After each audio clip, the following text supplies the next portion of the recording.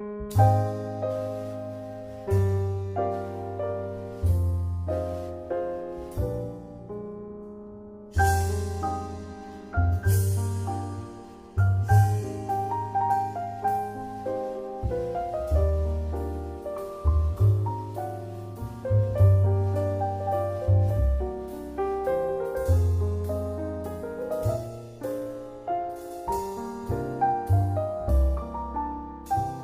right, may I call the meeting to order, please? Okay. Okay. Northwood School Board, April 21st. Today we're going to start off with a audit presentation. Marjorie, would you like to introduce? Sure. This is Cheryl Stevens-Burke. She's one of the partners at Melanson Heath, and she's going to talk to you a little bit about our audit and what was going on for fiscal year 15. Thank you for having me here tonight. We need to be able to hear you. And we need to be able to hear somebody who moved her place. I should try to avoid the microphone. Thank you. Thank you for having me here tonight to go over your results for the 2015 audit. The audit went very well. I appreciate all the help that we get as the business at this point. We are quite demanding, and there's a lot of documentation that is requested. 2015 is really a great year for the Northwood School District. I'm saying that because for the first time since I've known your district, you're getting a clean audit opinion, unmodified, no material issues associated with it. Another Marjorie. and I'll talk a little bit more about that as we go through the audit report. Another highlight of 2015 is a new GASB, Governmental Accounting Standards Board pronouncement that was effective for 2015. It's called GASB 68, and we'll talk about that. The other item that I wanted to be sure to mention was this year, for the first time that I've known you again, no management letter. No comments that rise to the level of a formal management letter comment. Doesn't mean that there aren't comments and recommendations that we have as we go along the process. It's just that they're not significant enough to be put into a formal document. With that being said, I will start with the independent auditor's report. That's the balance report that you all have. The page after the table of contents is the independent auditor's report. That's what you're hiring the audit firm for, is to give the report on the financial statements. If you'd flip to page 2, in the middle of the page, that's the opinion that I was just making reference to. This is the clean audit opinion. It says that we believe the financial statements are materially fairly stated in accordance with generally accepted accounting principles. And previous to 2015, there was an exception in here because you had not implemented GASB 45. Pages 3 through 9 are the management's discussion and analysis pages, and I'm not going to go through those in detail unless anyone has questions on them. I'm going to start with page 10, which is the statement of net position. This is the first set of what I call financial statements in the audit report. There's different ways of looking at financial information, and this is the first. You'll see there's one column titled Governmental Activities. This includes all of the activities of the district with the exception of student activity funds, which are not your funds. You're acting as an agent for those funds. So in this column you have the general fund, the food service fund, and your reserve funds. In addition to your fund balances, you have long-term assets and liabilities. And I'm on page 10 for those of you that are looking around. I just wanted to make sure. I'm going to point out the 2 GASBs that were implemented. So the GASBs that were implemented this year and got you your clean audit opinion really relate to this page. If you look towards the bottom of the page in the non-current liabilities section, I'll start with the net OPEB obligation, $82,082.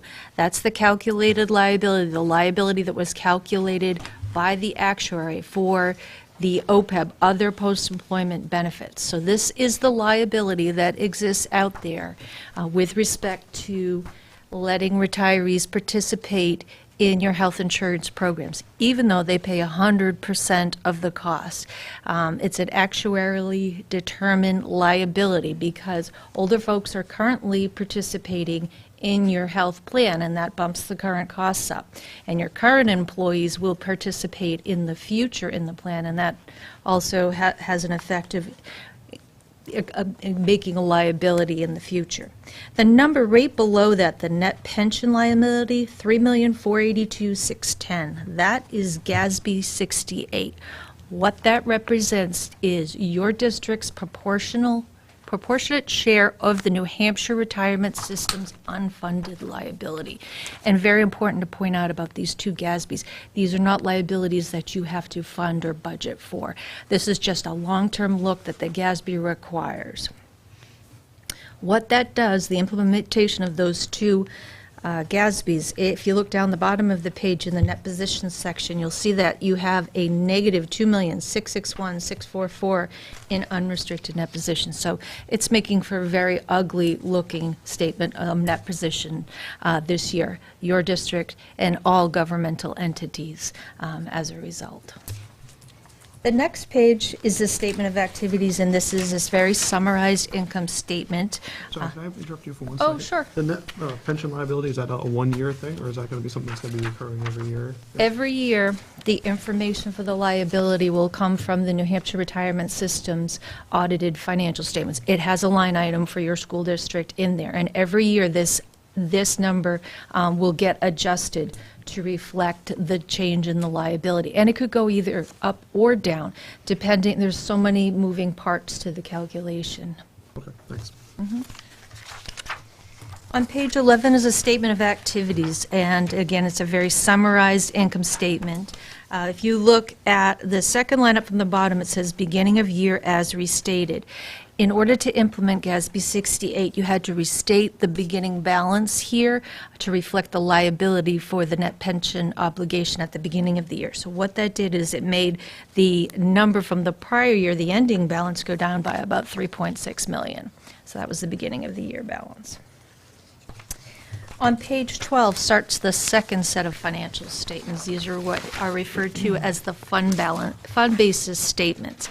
These next two pages are using a method of accounting that comes most basically directly from your general ledger. It's very consistent with the reports that you see on a monthly basis, and it's pretty consistent with your budget versus actual reports. So you have two columns. One is the general fund, and this general fund presentation includes your reserve fund. So if you look down the fund balance section, you'll see a committed number, 151,773. That represents the reserve funds.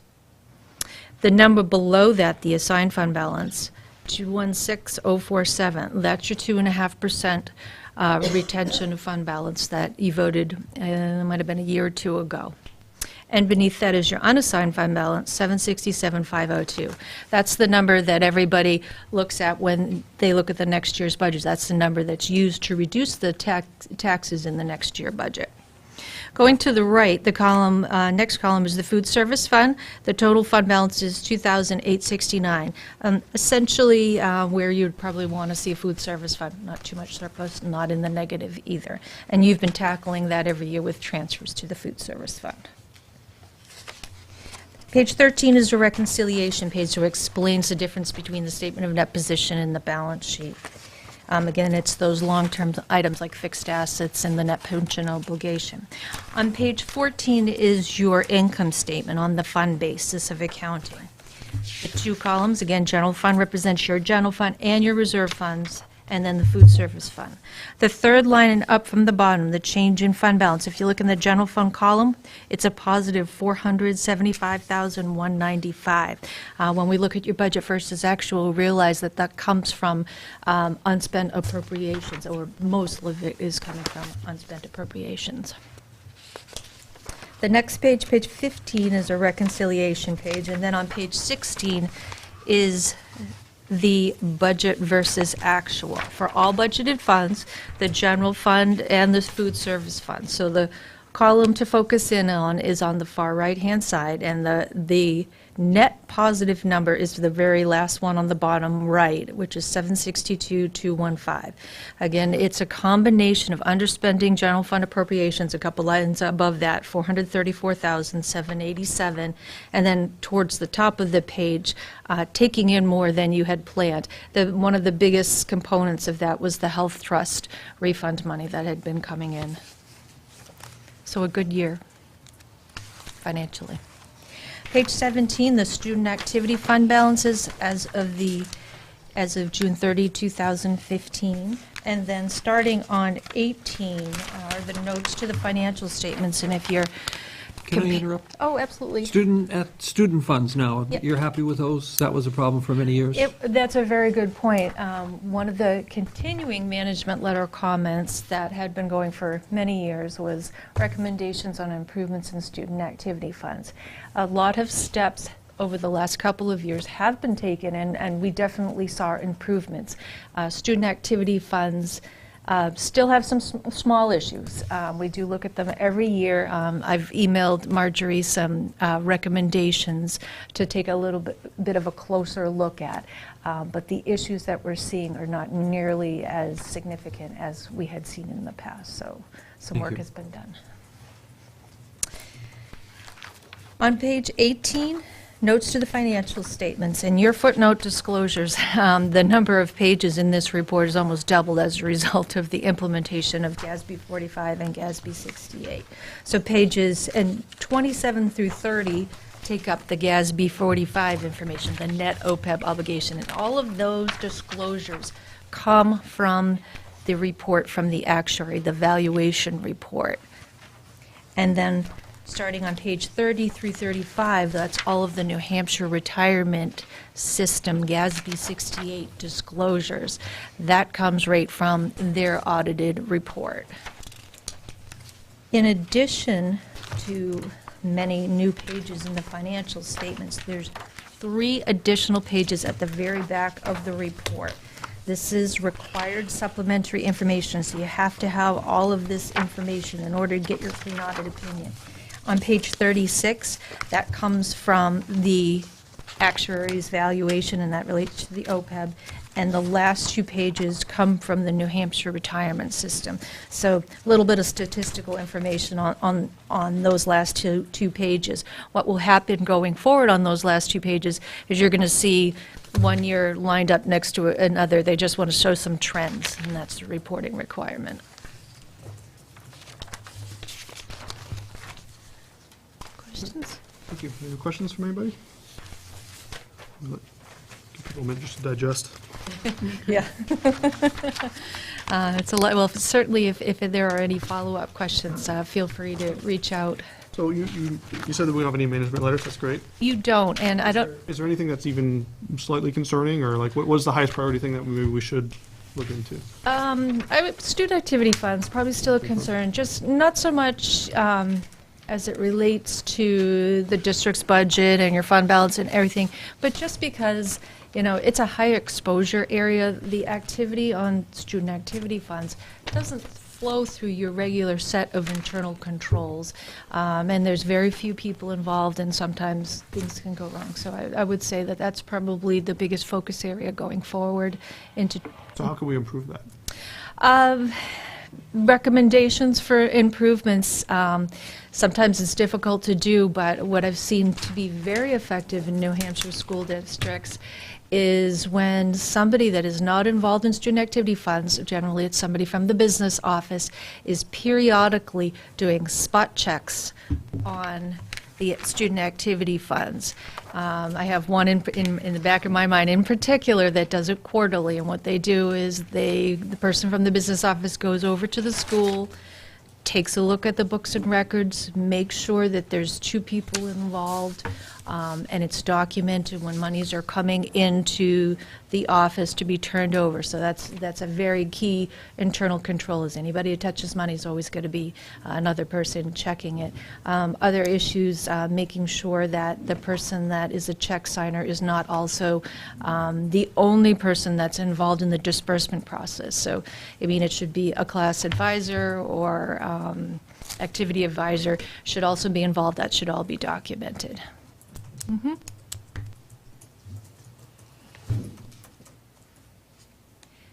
Did Marjorie, did you pass out the governance letter? I did. I did want to make note of the governance letter. The governance letter is required communication from the auditor to those charged with governance.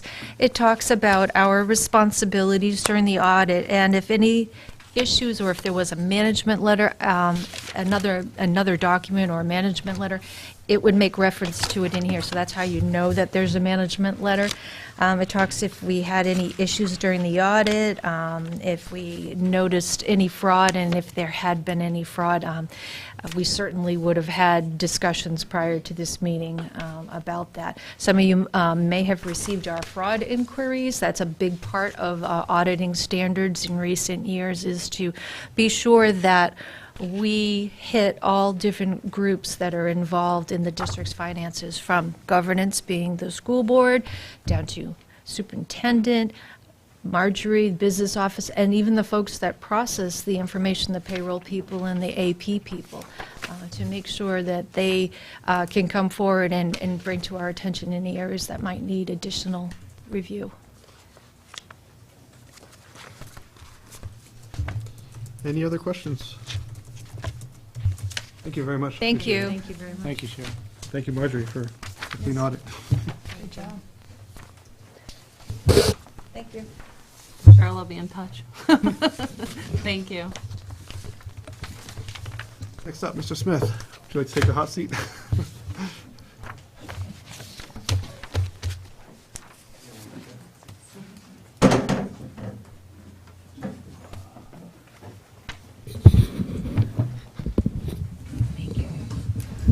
Thank you for coming today. Appreciate it. I think a few board members had some concerns. I want to have a discussion with you about the recent Nottingham contract that was Correct. done. So, Okay. anybody? We have some information we could start off with, Sure, review if that'd be that's okay. And a couple of handouts here as we get going. But obviously, the big issue. Let's turn it towards you. All right, thank you. The big issue relates to population, because our population has changed. So isn't the numbers of students available in all the towns. And we have had a relationship with Nottingham for a long period of time, and it's been a very positive relationship, and obviously they're a member of the SAU. So the two items would be, the mission of Cole-Brown Academy is to give the best educational system as possible for the surrounding communities. And the second one is to try to do that in a cost-effective manner. So the issue at hand is, if you lose population, it has a direct effect on cost, and it has a direct effect on programming. And those are some of the things that we'd like to share with you tonight. They've got that. They've got that, okay. Yep. So on your first hand, on the tuition contracts, you see the big thing for a contract is stability. In fact, Northwood was the first town that Cole-Brown developed a contract with many years ago now. And the reason for that is for planning and stability, hopefully for both parties. It's a very impossible task to try to plan without knowing what the population is going to be over a period of time for individual years, but also for long-term programming. Second area here you see is allowing for curriculum development between middle school and high school. That's very important, and we've been very fortunate over the last few years to have very good communication with the SAU and always with the individual schools. But now Nottingham would tie together the entire SAU as far as curriculum planning. And bridges is a big thing that you've been hearing about for the last few years, concerning, especially in the core subject areas. That's kind of important. We want to make a smooth transition. We want to listen to the middle school needs of the students coming in, and we like them to hear our concerns about what our needs are when the kids get there in the individual curriculums, and that seems to have been going very well. Obviously, this is all about encouraging kids to develop for college and careers, and to be career ready for their next step, and to give them the best programs necessary. And then in the last part here you see is programs and co-curricular opportunities. Co-curricular opportunities, whether it be athletics, music, drama, whatever the program might be, is very important to complement the student. It's not just about academics. And that makes their experience better. It opens up a lot of avenues and doors for students in other areas. Now we're going to talk a little bit about the second one, which relates, and Karen can share some words of wisdom on that. What happens if the school size changes?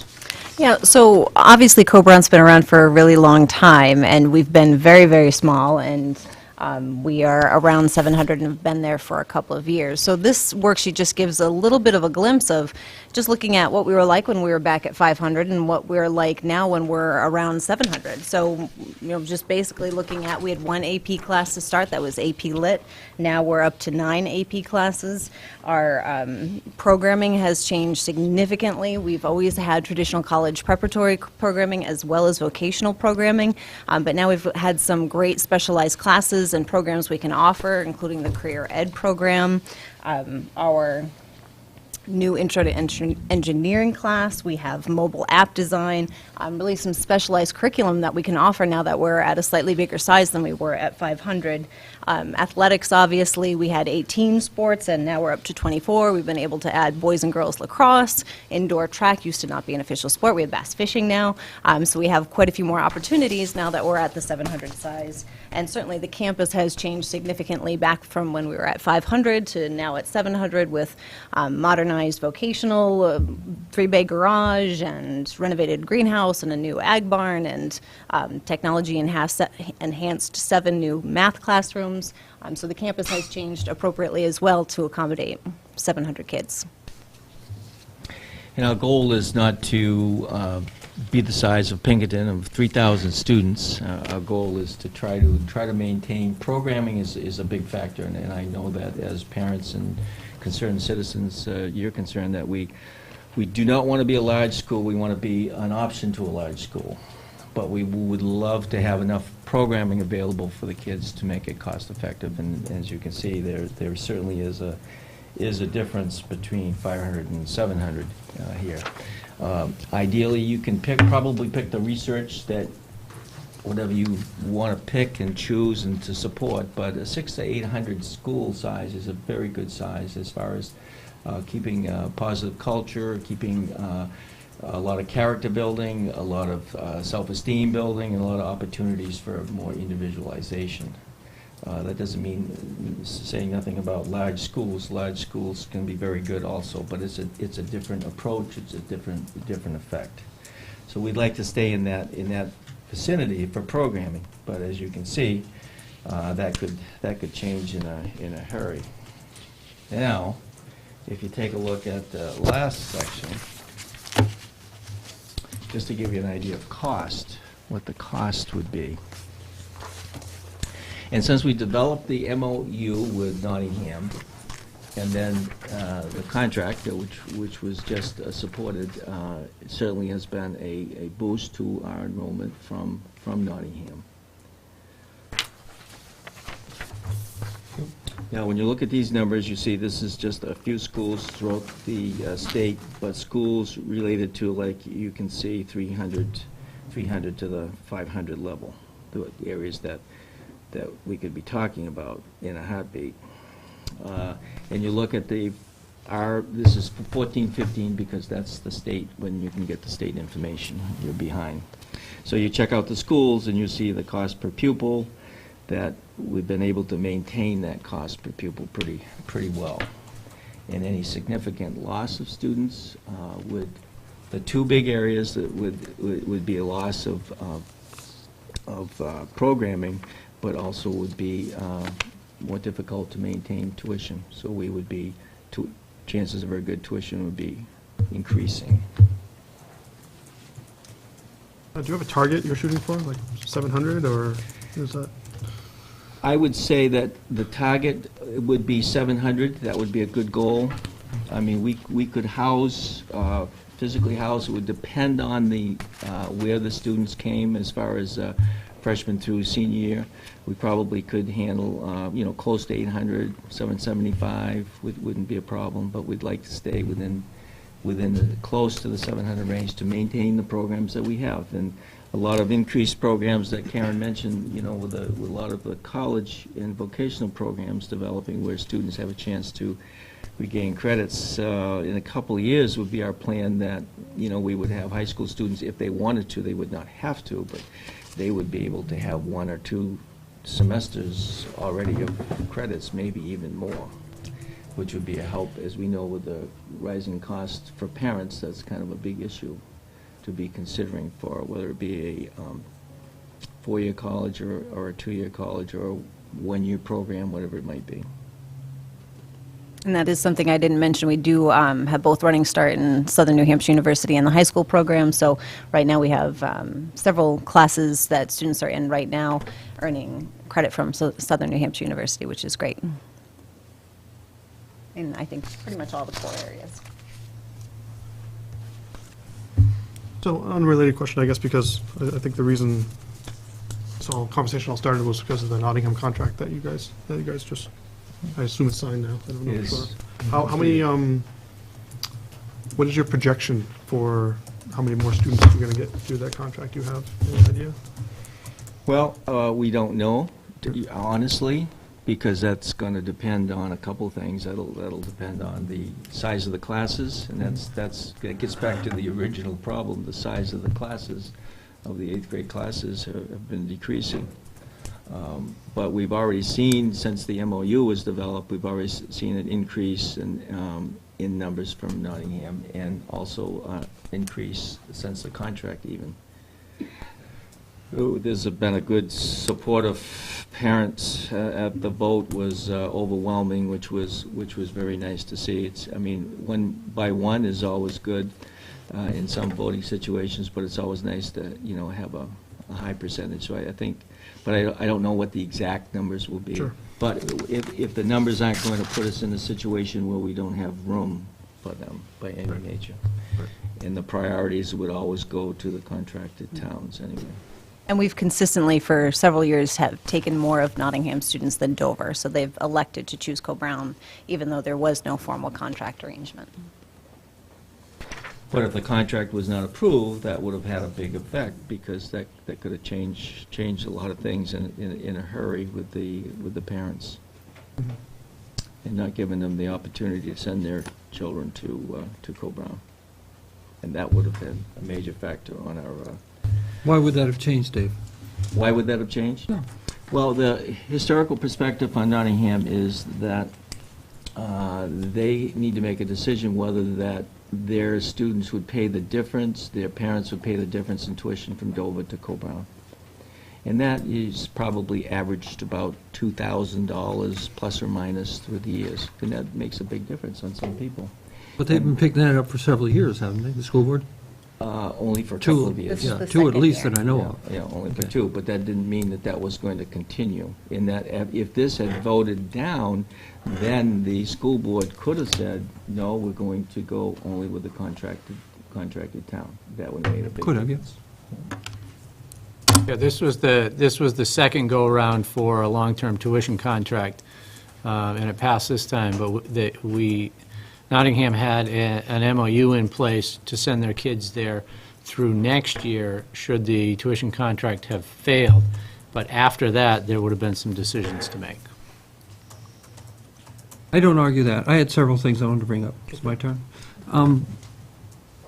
So I'm the one that pointed this out to the board, Dave. I have to tell you, the more I think about it, the more irritated I get. So I want to go back and bring up, which I've already done with the board, the last election.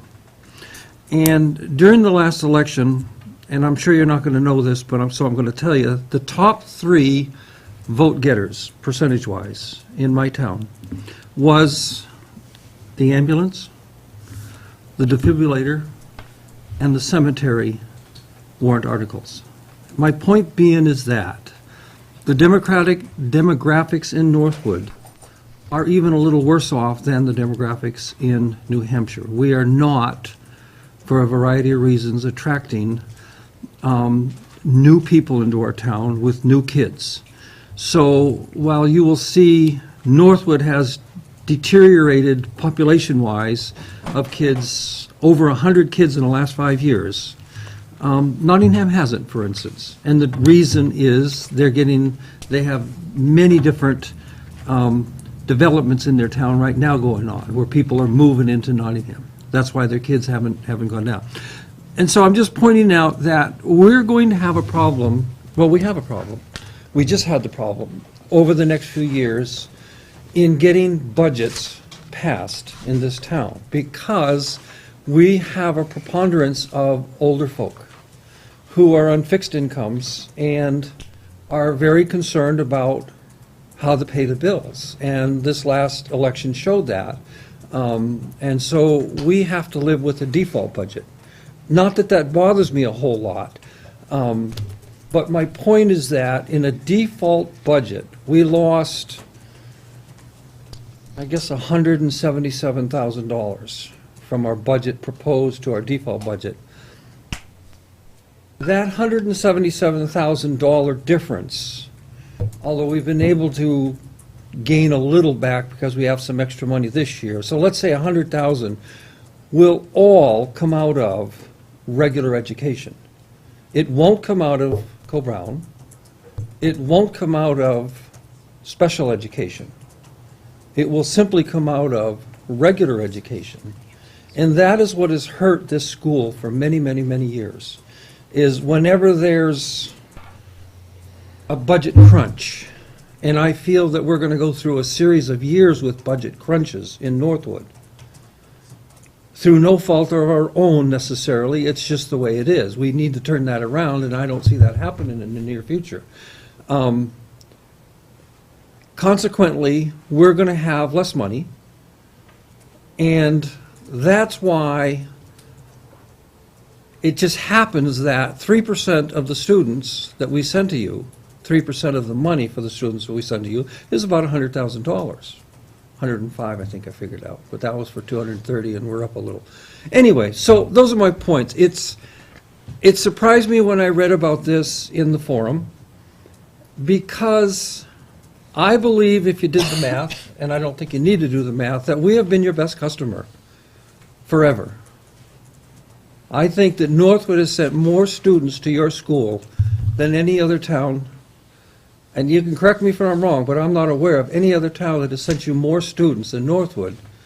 And yet a town that sends you half the kids that we do got a 3% break.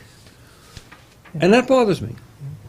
Certainly, that's So that's where I'm coming from. Yeah. Because I see the next few years as being very, very tight. And I know what that means is less money for regular ed K through 12, K through 8 students.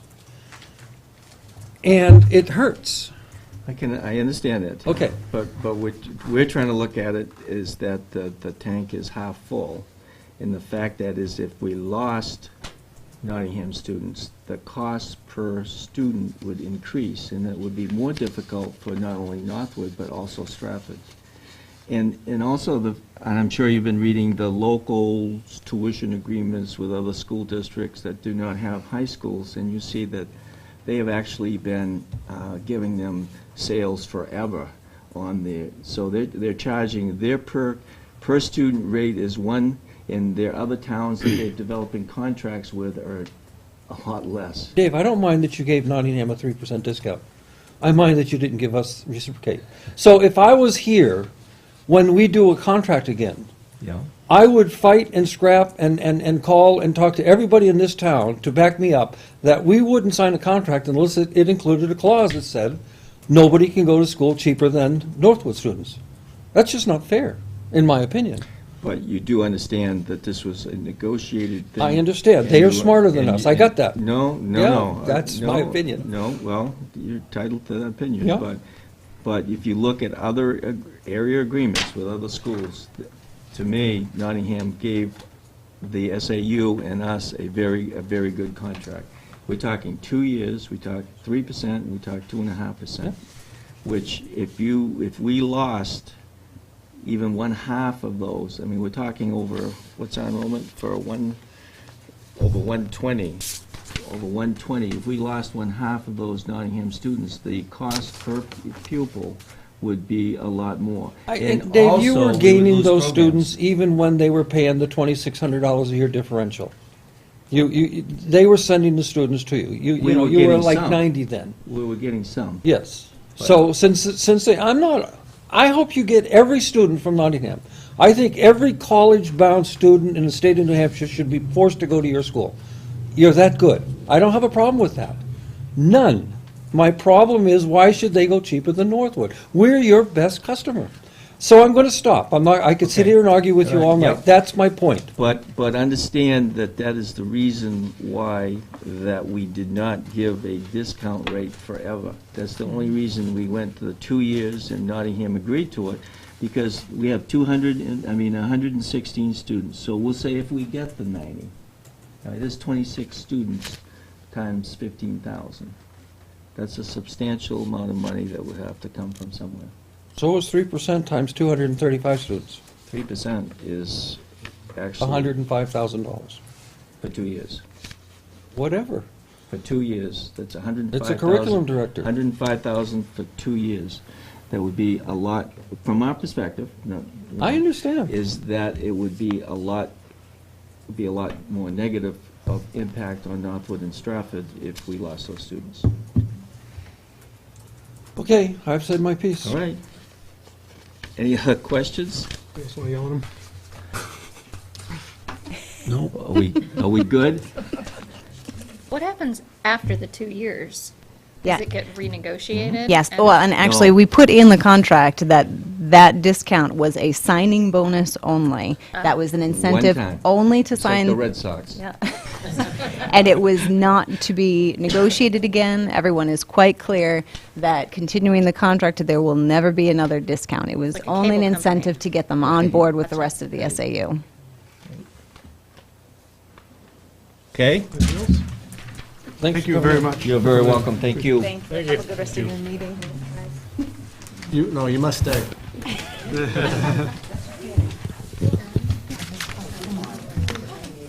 Next on our agenda is a non-public session, but I don't believe we have any need for it. Anybody? I wrote them down. I need them. Then we're going to move on to opening public comment. Anybody in the public like to speak, now is your time to do it.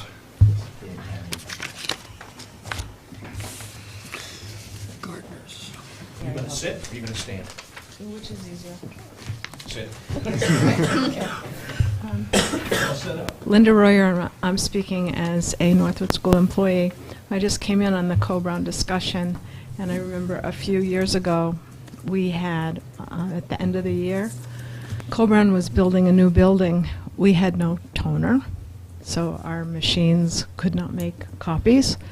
We had limited toilet paper, and I know that many of us on the staff really were upset that the fact that Co-Brown was building buildings, and this school, where the parents and the taxpayers pay so much money, was really being neglected. So I would just like that to go on record that we are the poor cousin.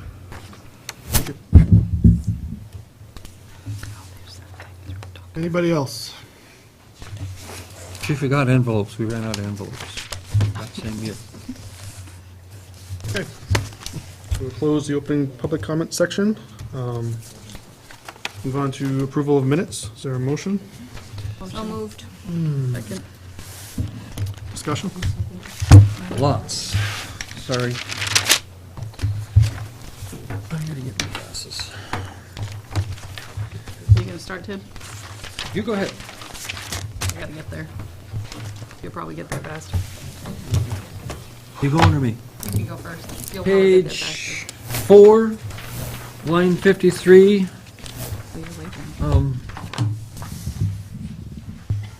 Let's see. At the very least, have a curriculum committee and a curriculum director start looking at this. So, what are we looking at? McGuigan said his Curriculum review number and one development. priority is curriculum review, so. Curriculum review and development, I believe is what I was Okay. referring to. Number, 54 he's looking at. All right. That's how I took it too, is that Keith said that, you know, our #1 priority is curriculum review and development, and at the very least, we should have a committee, a curriculum committee, and/or a curriculum director looking at the curriculum review and development, so. I guess the math, the language of it is bothering me. I see what he's saying. I guess if there was like 2 in there, but it's fine, all right. So 65, Bree Gunter said her goals include the development of a curriculum strategic plan in that for a new 6-year math program, she would like the board to review the program 2 or 3. Again, I'm not sure what she said. That's kind of what I said.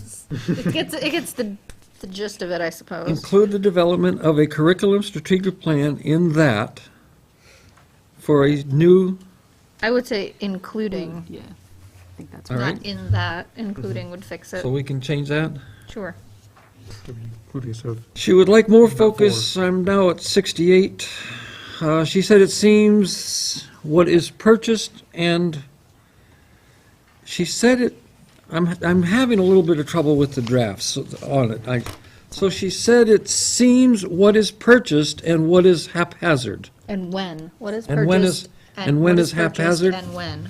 Comma. What is- Comma. I think there should be a There should be a yeah. comma after Okay, when. well, all right, if there was a comma.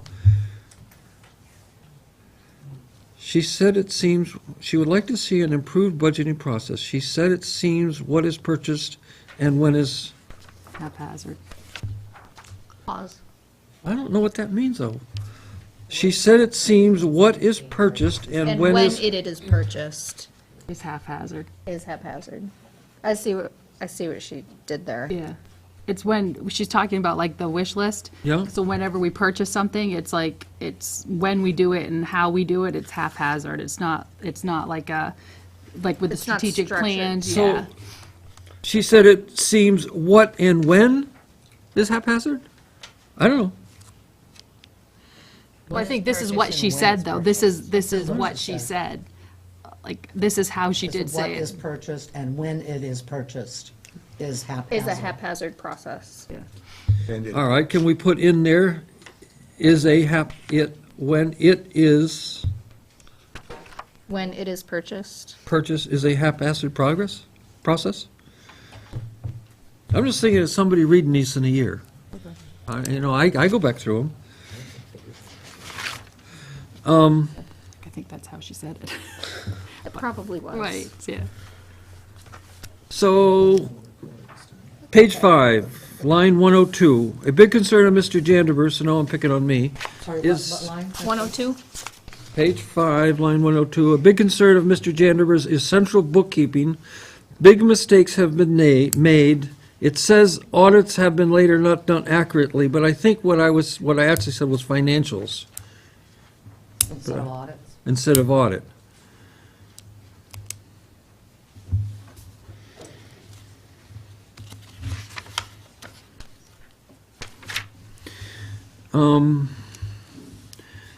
Page 6, line 138, Mr. Jennifer stated that Nottingham has done very well with RTI, and some of their decisions made more than 3 years ago, because actually that decision was made 8 or 9 years ago, have been paying off. Can I stop you for a second, because mine are before yours, so that we can just go Sure. back to them? So mine's 128 to 134. That whole section, I just was not clear in what was being said.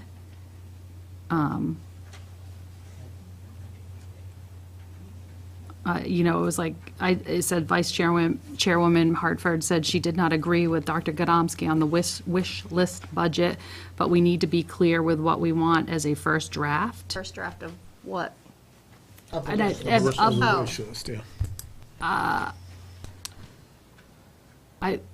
And again, I don't remember, and I don't remember what I disagreed with Dr. Godomsky on. So I don't know what, like, that whole section in there, I didn't understand. I don't know what the flow was, so I didn't understand what was being said. I looked at that and Disagrees. gave up, because the next sentence is Mr. Janderberg is talking about the $11.9 million budget, not the Yeah. wish list budget. The And I don't first think of a wish draft, list like, budget. I want to say the first draft wasn't the wish list draft, it was the first draft of the budget. Yeah, the regular budget that we needed, that we as a board needed to be Oh, that makes more clearer. sense. Right. to the SAU and to Yeah. the administration what we wanted. That would clear But- up the haphazardness that we mentioned before. Yeah, yeah. Seems like there's kind of spaced out as far as what we were talking about. So wish list is going to change to regular. But I still don't know what I didn't agree with Dr. Bob on.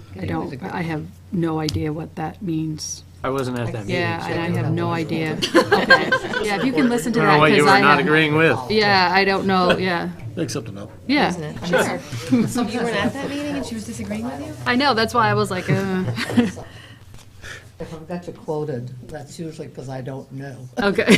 what you're referring to. And then the next one were 141 to 142.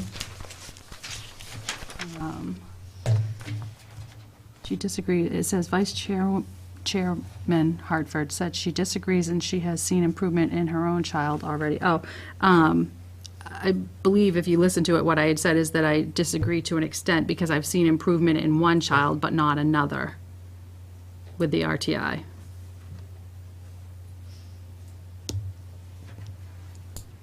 And I was disagreeing with what Tim had said above. And then my next ones are in the 80s, so you can go ahead, Tim. So to be clear, what I said is, we're really not yet following the RTI whole thing. Right, the And whole I thing. know that Some was one are. of the things Ms. Brieger spoke to on her closing night. Right. That What I said is that I- is an I area that agree we to an really extent. need to hone in on.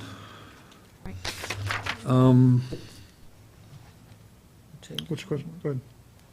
What change did you want, Tim? No, I No. wasn't making, no, I was just making comment Yeah. to.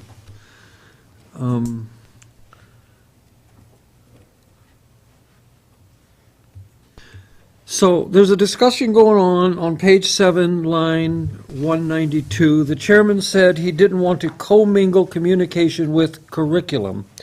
Mr. Jandever said the union is the problem. Now, that's not exactly what I said. I said the union is the problem in that we have over the years asked a number of times that we be allowed to speak to the teachers as a whole or whoever wanted to come, and the union has always not wanted to have that.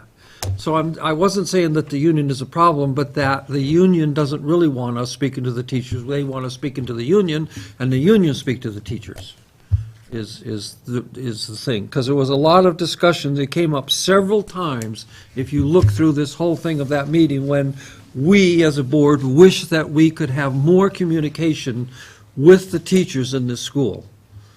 And I said, the problem with having that communication is the union, not that the union is a problem on everything, but just on having that open communication with teachers. They really don't All right, I think she's got it. like that.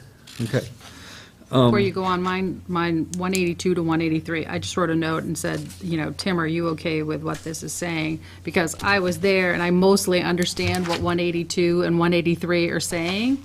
But again, like you said, if you go back and try to read it later, I don't know if people will totally understand it. Well, I guess I said it, so I understand. I mean, Okay. what I was saying clearly is that I just want to make Dr. sure. Godomsky came to us with a plan to go to centralized bookkeeping. He wanted da-da-da-da-da-da. He got everything he wanted. Okay, well, and then To it the just penny. was like, I like numbers and budgeting and we'll bring it up, and it was just a weird, so as long as you're okay with it for Yep, later on. Let's see. Strategic, I'm on page 7, line 202. Strategic planning is another area that the board agreed was necessary. Chairman McGuigan asked how that might be best implemented. Mr. Jandever said the board has its own capital, so we don't have our own capital I think he improvement meant plan. the town. Yes, so that's town. Not And then the next sentence are a little bit long. The threshold for the trust fund could be set at 10,000 if we made one. But I just want to clear that we don't have one, and I think we should. The town tried to include us in theirs, and we didn't get anywhere with that. So I'm on page 8, And I'm on lines 252, so for some reason, Mrs. Gunter says yes, Hartford says yes, Jandeber says year. Nice. And if you go down further on 257, Jandeber said year again. Speak a little clearer. Yeah, Good catch. I thought that was Well, pretty that's funny. easily fixed. All right. So, Year. that's all I have in those minutes. Thank you. said yes, yeah. Anyone else have anything for the minutes? That was it for me. Year. That's how we're gonna do it from now on.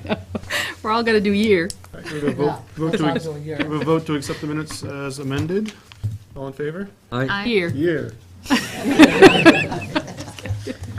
it. Any opposed? No? All right. That's awesome. Motion to approve the non-public session, March 31st, 2016. Second. Any comments on these? No. Oh, I got year again. Do you? I didn't even look. Sorry, that's not correct. We got my here. There you Yeah, go. it is. I did get it on the You must second have one. it automatic in your, four times. It's like, Sorry about that. Every time it's there. It's like a light Must year. have It's a been doing this Jandeberg late. year. Motion to accept the non-public And maybe correct- they correct minutes me. as amended. Say aye. hi. Aye. Could do it. Any opposed? That's No? our hand slap. motion to approve the public session, April 7th, 2016. Second.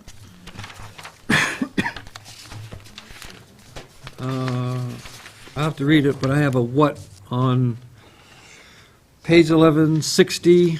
Mrs. Dupre applauded the entire team for their extraordinary efforts. She is very impressed with what was done despite a default budget in place. Now, whatever was done, there was no default budget in place. That's next year, guys. So I'm not sure what she was saying there. I was talking right. about the proposed reading program being supported financially, even though we're in a default budget for next year. All right. Despite a proposed default budget in place. Yeah.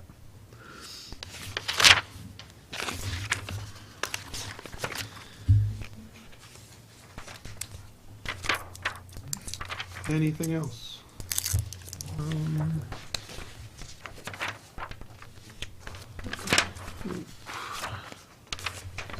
Line 152. What is staff meeting on Monday with a dash after it? Did we not finish that sentence? I read that and I just remembered what she said, and I think that's why I didn't even Okay. think of Oh, that. she was gonna mention it. too. Yeah, Yeah. at the staff meeting on Monday, we will be Okay, discussing I'll put it. the option to try to get a list of people together.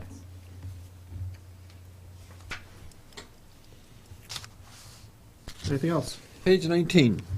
So I don't care if you change anything, but I just want to be clear. That meeting that we had with just the five of us, I wanted a meeting to discuss a whole lot of things, and we ended up starting out the meeting on just goals, and that got fixed. So I also suggested that we have a meeting with the school board attorney, Barrett Christina.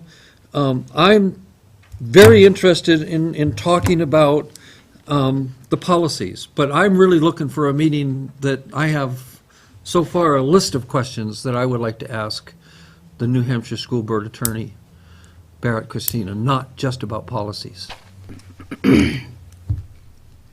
So whether you want to change it in there, I mean, I thought I made that clear, but I thought I made the other meeting clear too. So I'm just saying that, hopefully we're going to have him come in. I don't know where we sit on that, but I have an assortment of questions that I would like to ask him.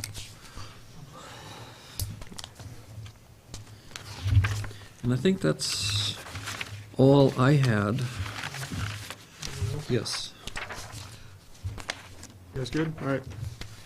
Motion to accept the minutes as amended. Second. Year. Yes? Yes. Yes, yes. Yes, yes. Four. I'll put me on abstaining on that one. Motion to approve the non-public session, April 7th, 2016. Second. Yes. All in favor? Aye. Yes. Four. I'll abstain on that one as well. Okay, that concludes our review of the minutes. Marjorie? So So my report begins on page 23 with the financial highlights. Currently, there are $121,000 in excess revenues. That has not changed from what was reported since January. The expenses are underspent currently by $466,000. Last month, we reported $551,000, but that is mostly due to the reading program and math program that I have anticipated because we had not received the POs at that point, but I did work with Wendy on that and made sure that they were reflected in the anticipated column. Other than that, I just pretty much noted where the savings are currently. Underspent amount consists of regular education having $98,000 left, special ed having $155,000, special ed transportation, elementary with $58,000, high school special education with $110,000, and high school transportation with $34,000. We have encumbered and anticipated everything that we have on hand at this point. How do we have $34,000 left in high school transportation? That was sorry, go ahead. It's yours to answer. I just remember that being answered before. It was the special ed. No, but we have special ed and high school separate here. Yeah, but it's special ed, high school. Special ed, transportation, High You're right, school. You're right. Yeah, Okay. sorry. It keeps confusing because I see special Yeah. ed, No. special education, then I see just high school Yeah. transportation. Yeah, all right, thank you. I just had one question, and you probably just answered it because you said that, but we don't expect more state and federal child nutrition funding to come in. That just caught my eye, that first page there. I don't even remember where it was now. Yeah, like the current appropriations and stuff like that, the state and federal. To date, your state, they give us a one lump sum adjustment check that they do in February. Okay. So that's why it's $33 over than what was budgeted. And for the most part, what we receive from the state is dollars compared to what we receive for the federal. We don't receive that much. So that may go over, I don't know, maybe by $100. And as of right now, for your child nutrition, I can analyze it and see where we're going to be, but it looks pretty close. That would have been received through March, because we're like a month in arrears. So I would say that's through March. And I can report that back to you for future reference every month and tell you exactly when we've received that federal money through, so we can see how many months we have left to collect.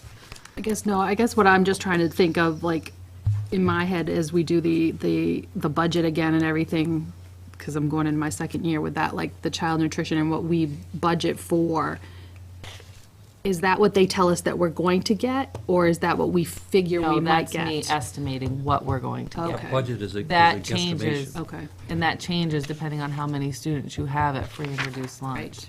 So I know the staff here does try hard at working, getting that paperwork filled out. Some people still refuse to fill it out. Right.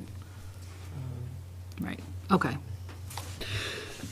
I don't necessarily need, I just wanted to, But, like, you know. Yeah, know that. I just go through and analyze the last 3 or 4 years, see if we've come over, come under, where we're gonna be. So, I mean, that's just my best guesstimate a year and a half ago for what we were gonna receive for revenue. Right.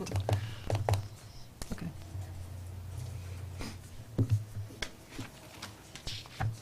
I do have a question, not financial related, or not financials related, of Marjorie. Go for it. So I heard yesterday morning that the Health Trust, who's paying Peter Bragdon $200 and some odd thousand not to work, and now they've hired another guy for $200,000 to some odd thousand to work, that they have to give us another $184 million back throughout the state, school and towns. Have you heard anything? I have not heard that yet, Tim, and that's not what I wanna hear. According to, It would be good for the school district, but it takes a lot of time on. according to what Our I'm hearing, end. the Supreme Court yesterday told them they have to give another $184 million back. I will look into I it. just wondered if you had heard anything from that.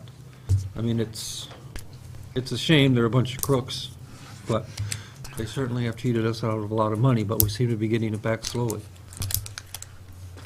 I can definitely look into that I tomorrow. just wondered, just- I'm sure you'll hear eventually, I just. I will wondered if eventually, you'd but I've heard also, anything.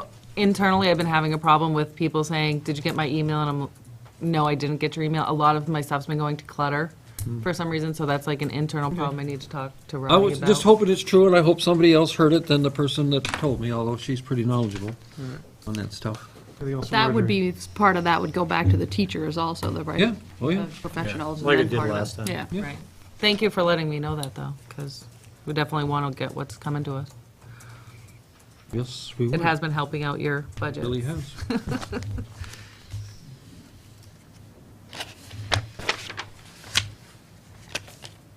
Thank you, Marjorie. Thanks, Marge. Thank you.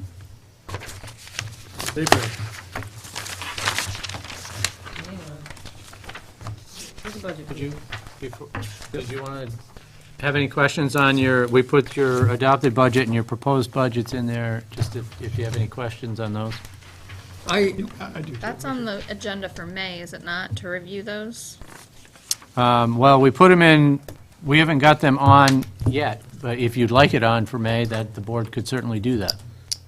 We put those in there for informational purposes. I know you talked about it at the last meeting, so I just wanted a little guidance on what you wanted to, how you wanted to follow through on that.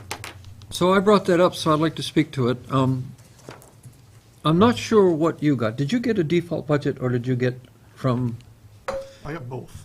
What, from Wendy I did? well, I got the default budget and the. there's three proposed budgets. So let's say there's three budgets. There's the proposed budget, there's the amended budget, which we got via email, but there's also a default budget. So the amended budget is $11,988,000, which includes the teacher's contract, the para contract, and whatever else is approved.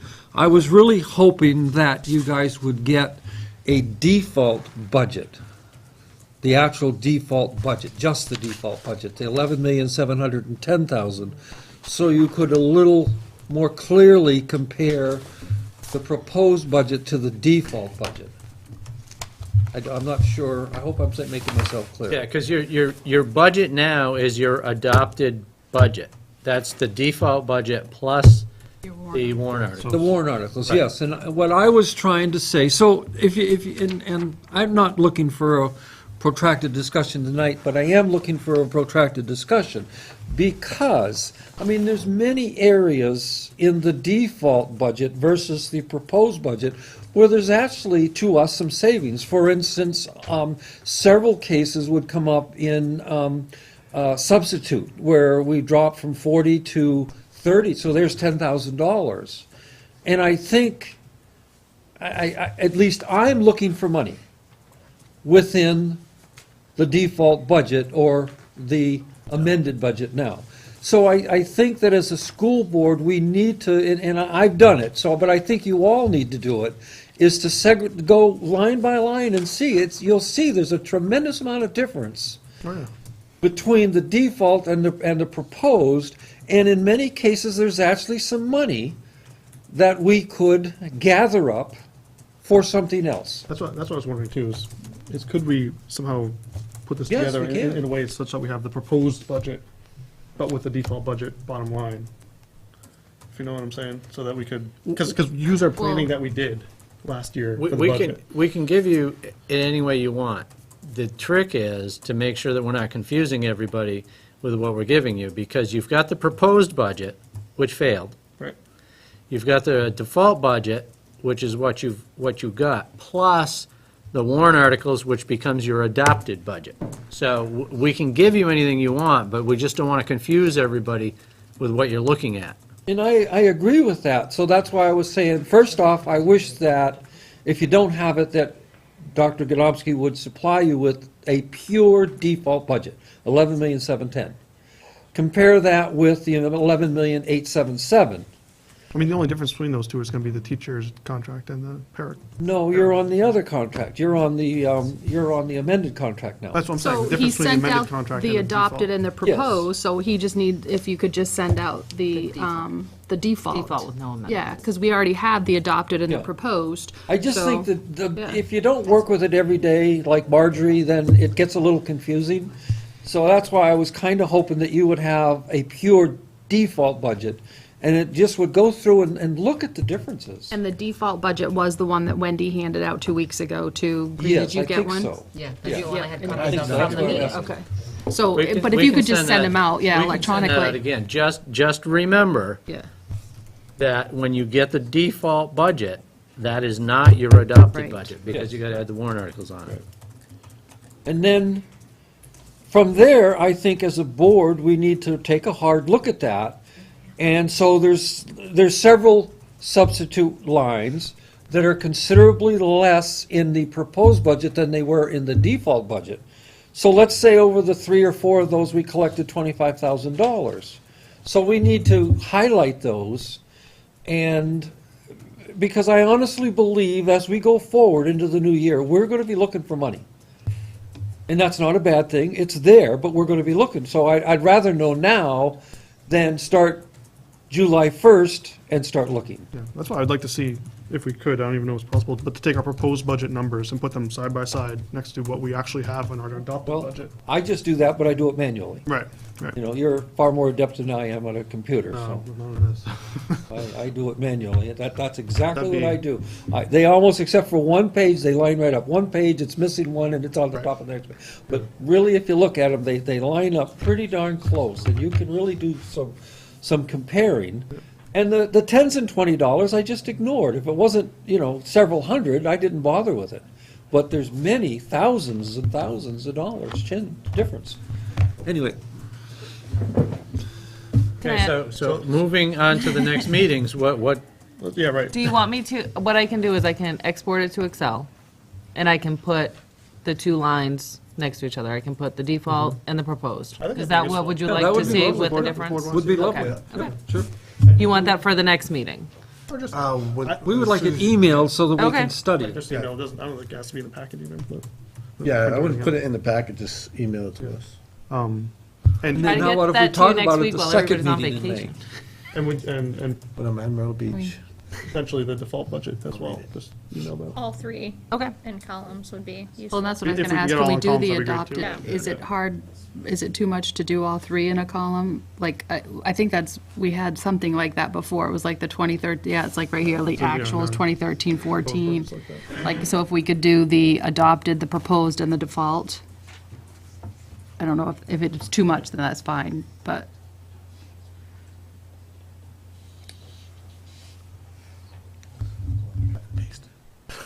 so. Actually, for it's the going to be a lot of second data May meeting- entry. I can do it.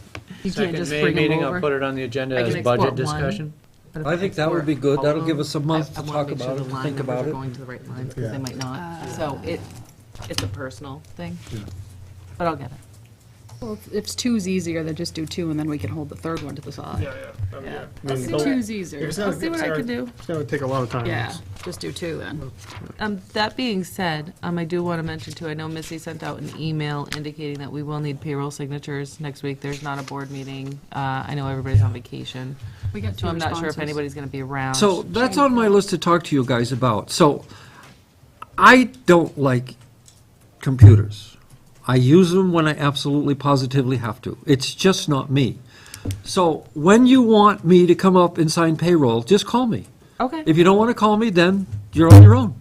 I mean, I I thought just- I've indicated to them to email everybody and follow up with a phone call. So if No that one has hasn't called been me happening, in then. months. And I if got that's, a if you don't call. need me and you don't want me, that's fine. But if you we can want a call. signature, I wondering am about that. I readily was like, gosh, available. Tim usually likes And to would just sign. run right up and sign it. I'm was like, never ah, more than a maybe he's mile not or two going there away anymore. on Wednesdays and Thursdays. Email me. But Okay. Don't call me. Well, no, because it's hard to keep track of what everybody does. So that's, in Northwood's the only one we really have the issue with the whole payroll thing. So that's why I told them last year, email everybody, follow up with a phone call. Yeah. You know, If you don't get a email response. everybody one day, follow up phone call the next day.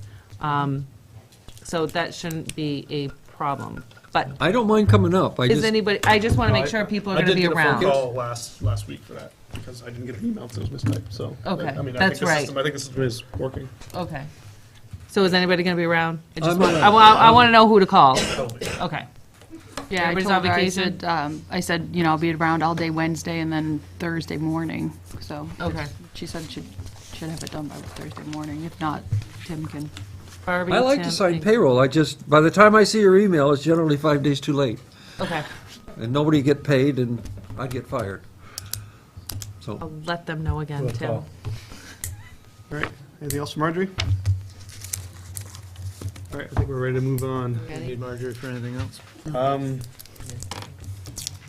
Potentially, there's budget committee stuff. Put that one up. You can move it up, maybe. I'll do it now. No. maybe I do have one more question for her. All right, go ahead, I'll think about it. There's a, can you tell me what the total cost of Mero Vista is going to be? We just got the final invoice today, I want to say for $34.94. Yeah, that's. We paid that's, yeah. $1,500 on top of it. You have the 3,000 stipend you're for student approving activities. tonight.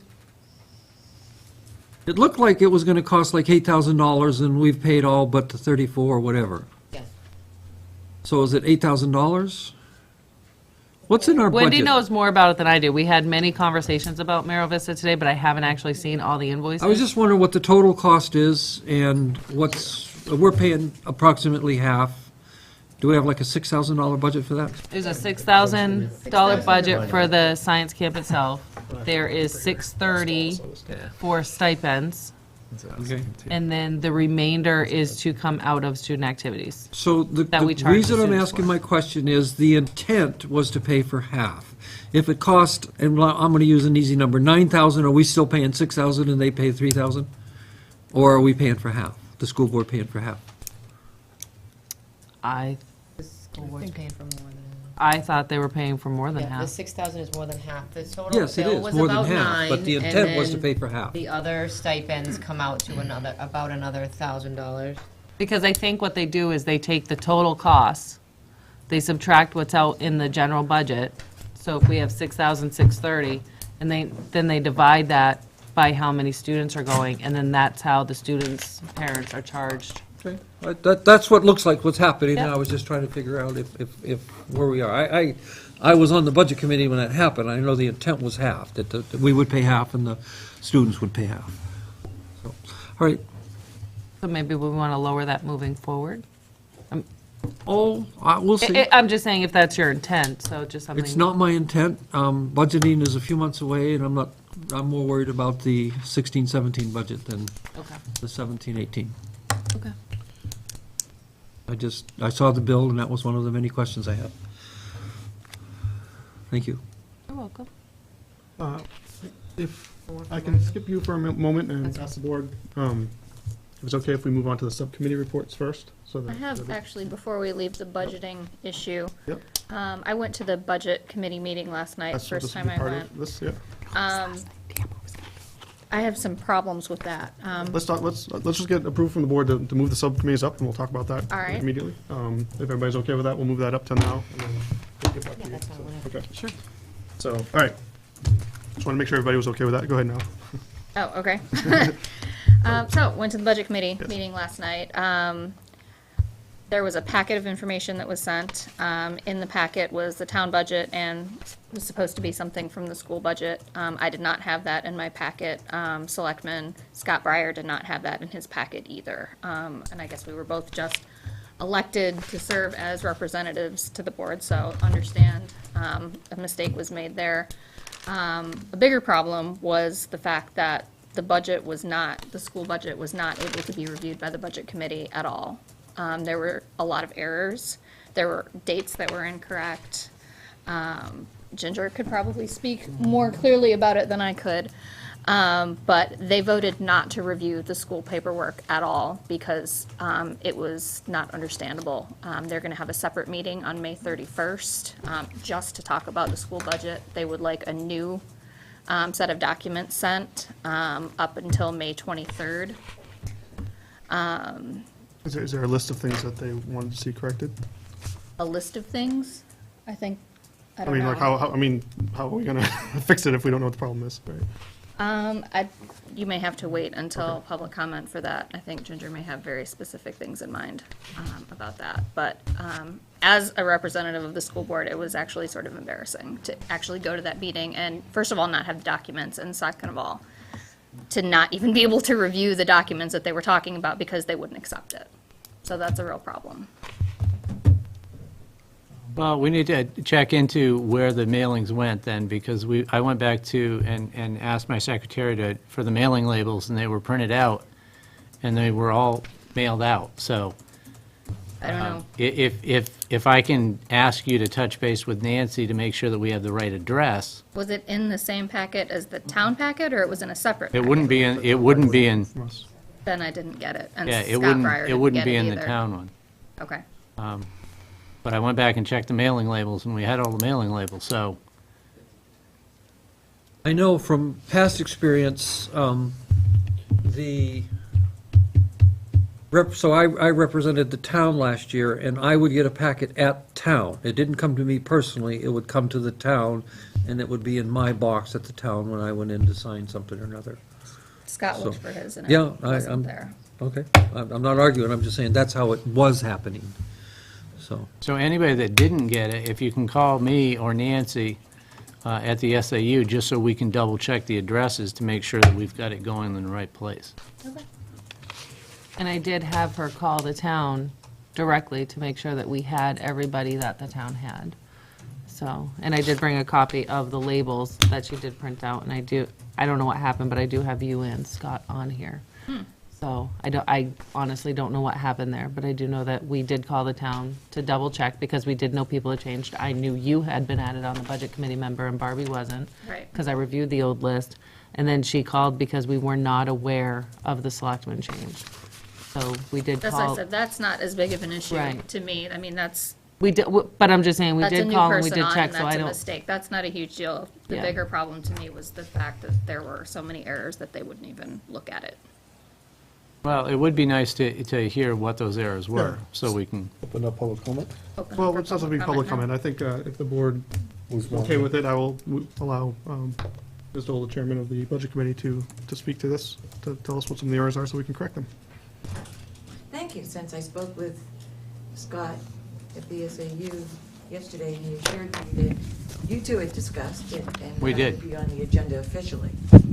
that's not what we, That's what I was told by Scott. You can take it up with Scott. Am I Well, it's good? being Okay. talked about now, So I will explain to you what happened. To begin with, I personally was not there for most of the meeting because I had a medical emergency with a family member.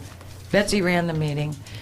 My understanding in talking with everyone afterwards and my personal Should Betsy- things that I was going to bring up, had I been at the meeting, as Bree mentioned, the materials that were sent, the financial statement is print date March 11th. We specifically were doing a third quarter for the school, which would be the end of March. I've been to enough school board meetings, I know how much money approximately has been spent, and it wasn't reflected, and it was confirmed this evening when approximately $466 is still available, and yet the paperwork that the budget committee was given reflected $551,000 and change. Right, because it was a different date, right? Because it's a different date. The bud, it was a different day. Those are the last financials that the school board had seen. okay, so So this if the school board would like us to release financials to the budget committee prior to the school board actually seeing those, then that's something that can be done. I know that our business office does a lot of work to make sure that what the school board sees are clean and accurate financials. And that's why we usually give the budget committee the most recent financials that the school board has already seen. So those are not incorrect. I keep hearing these are incorrect numbers. They're not incorrect numbers, they're correct numbers for that date. they're correct numbers for that date, but they're incorrect numbers for the purposes of the budget committee. And we've gone over and over this numerous times. And it should be released on the date that we asked for. It's not a financial statement that you people approve at your board meetings. It's a print-off of the system on a certain date. And It we just have shows had us this what's on there. We've discussion. been through this before. And we agreed to, Agreed, Draft. Previous boards have agreed to do this, I understand that. and town does it that way as well. If we ask the town, if we tell them that we need to have numbers of what has been spent as of 10 minutes June ago. 15th, it's printed off on June 16th. No questions asked. It's simply a report of how much money has been spent and in what areas. We all know, anybody who's been to the school board meetings for years, you present tonight's financial statement, which I presume was as of March 31st. That would be the end Tonight's? date. No. No, there is of 3/11. I'm sorry, 4/11. 4/11, 4/12. I'm looking at the budget committee packet. To the school board, not to us, not to the budget committee, but to the school board that was Right. discussed this evening. Right. Our numbers, yeah. Okay. There's nothing to approve, it's a printout of what's on the system as of a certain date, and that's what we really need to work from, and that's what we thought got corrected a couple years ago. This- It's one of the issues. This was the third quarter. We would not have been meeting again until after end of year, in July. There would be no indication of whether you were going to have a surplus, if you were looking at a deficit, if there were additional things that you could purchase that may have been proposed for the following year's operating budget. Like it or not, the Budget Committee is required by law to know this stuff. We need all the information we can get to help recommend an appropriate budget for the following year. We really need some cooperation from the school board. Added to the fact, Keith, you've sat on the Budget Committee before, you know what goes on with it, as has Tim, as has Barbie. And yet the person who was coming to represent the school board and explain the financial statement has seen one financial statement in one period since she was elected. No one checked to be sure that she had the materials she needed. Did any of you check with Bree to see if she had any questions? Or did you just assume she was going to punt it? Can I ask you the same I'm- question? I'm As a- really concerned As the chair about of as the chair of the budget committee, did you check with her? I tried several times to reach her and through her husband.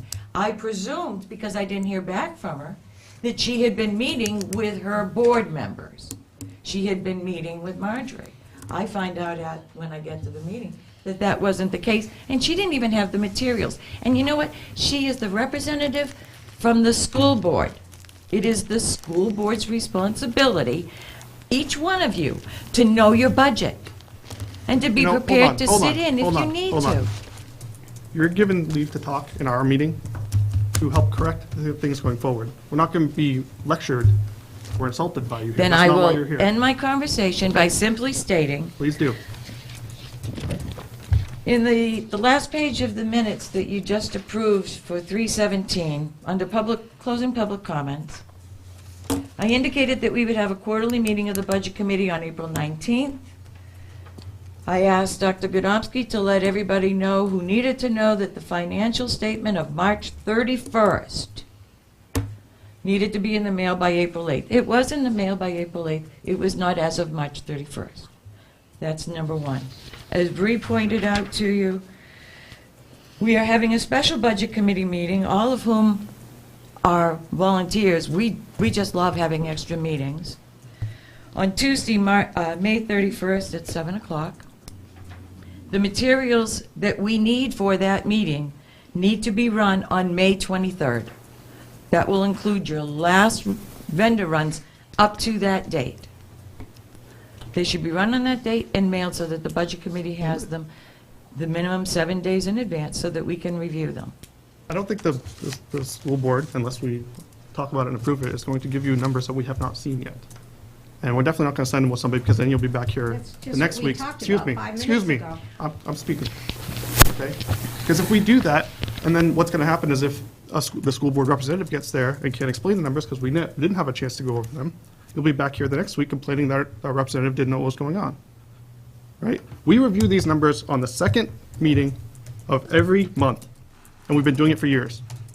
So how right? do you know they're correct? I mean, how do we know they're correct? How do you know they're correct? That is a print off the system. It's not a financial statement in another sense. It's a print off as of a certain date. Yes, and we are going with those Nothing numbers, for you and we to can give prove. those numbers to you guys. I mean, it makes sense that the number, we're not gonna give you stuff. We're just asking for cooperation. We went this road before, we got things straightened out, and they're going really smooth. It looks like they're going really smooth right now. And we'd like not to have that happen. How about the budget committee have the meeting after the second meeting of ours? That we approve it, then you guys have the budget meeting. And that's what We we, can't always do that, Shane, because of the hall up there. we have have, very limited nights that we can have that hall. correct. There are other committees in town that meet in Oh, town absolutely. hall. But I'm sure we could work it out. One way you could work it out is to switch your nights and do your financials the first meeting of the month rather than the second. Now, I've heard varying arguments about that, that there, in some months, that just doesn't give accounting enough time to be able to get things prepared. But we've got to come up with something. The town runs them on the day we ask for, so they're up to date. If we wait for you guys to look at them, they're 3 or 4 weeks behind. So, I'd like to step in again. I feel that not this school board, last year's school board agreed to give them the financials how they want, but write draft on it. So it would, if they're financials that we haven't seen, they would put draft on it, and that covers us from any changes. I still do not see the problem with that. I've been on the school board for pushing 6 years now. Never once in all of that time have the financials been changed because there was a mistake. We see them, we go over them. There's no question. I mean, we don't question whether Marjorie has this bill or that bill paid or whatnot. We just look at them and we use them as a measurement of the way the year is going, and we can keep track of things, which is exactly what the town approved the budget committee to do on a quarterly basis. And they just want somewhat up-to-date financials. So if they're going to look at a quarter, they want that quarter's financials. And I don't see any reason not to give that to them, that state draft. We can certainly discuss that. I have no problem with that as a discussion. That's all, and I just, Was that decided already? as far as I'm concerned, yes, So it now it was needs to be decided last discussed year. again? Well, I'm surprised that we have to decide that again, but I'm perfectly willing to have the discussion again. I just, I don't know what just trying to changed. I don't know what catch up. changed between this year and last year. I mean, something Something changed. They changed, didn't get right. the financials that they wanted, which is the quarterly financials. Right, right. The full quarter. That's what they wanted, and they didn't get that. Yeah. And I simply don't see the hassle in giving it to them. I just don't. All right, let's talk about it. That's fine. And if you want to put draft on, it needs to be in the upper right-hand corner, because when you put it across the page, we can't read the numbers. I don't know, can't read our minutes like that either. Yeah,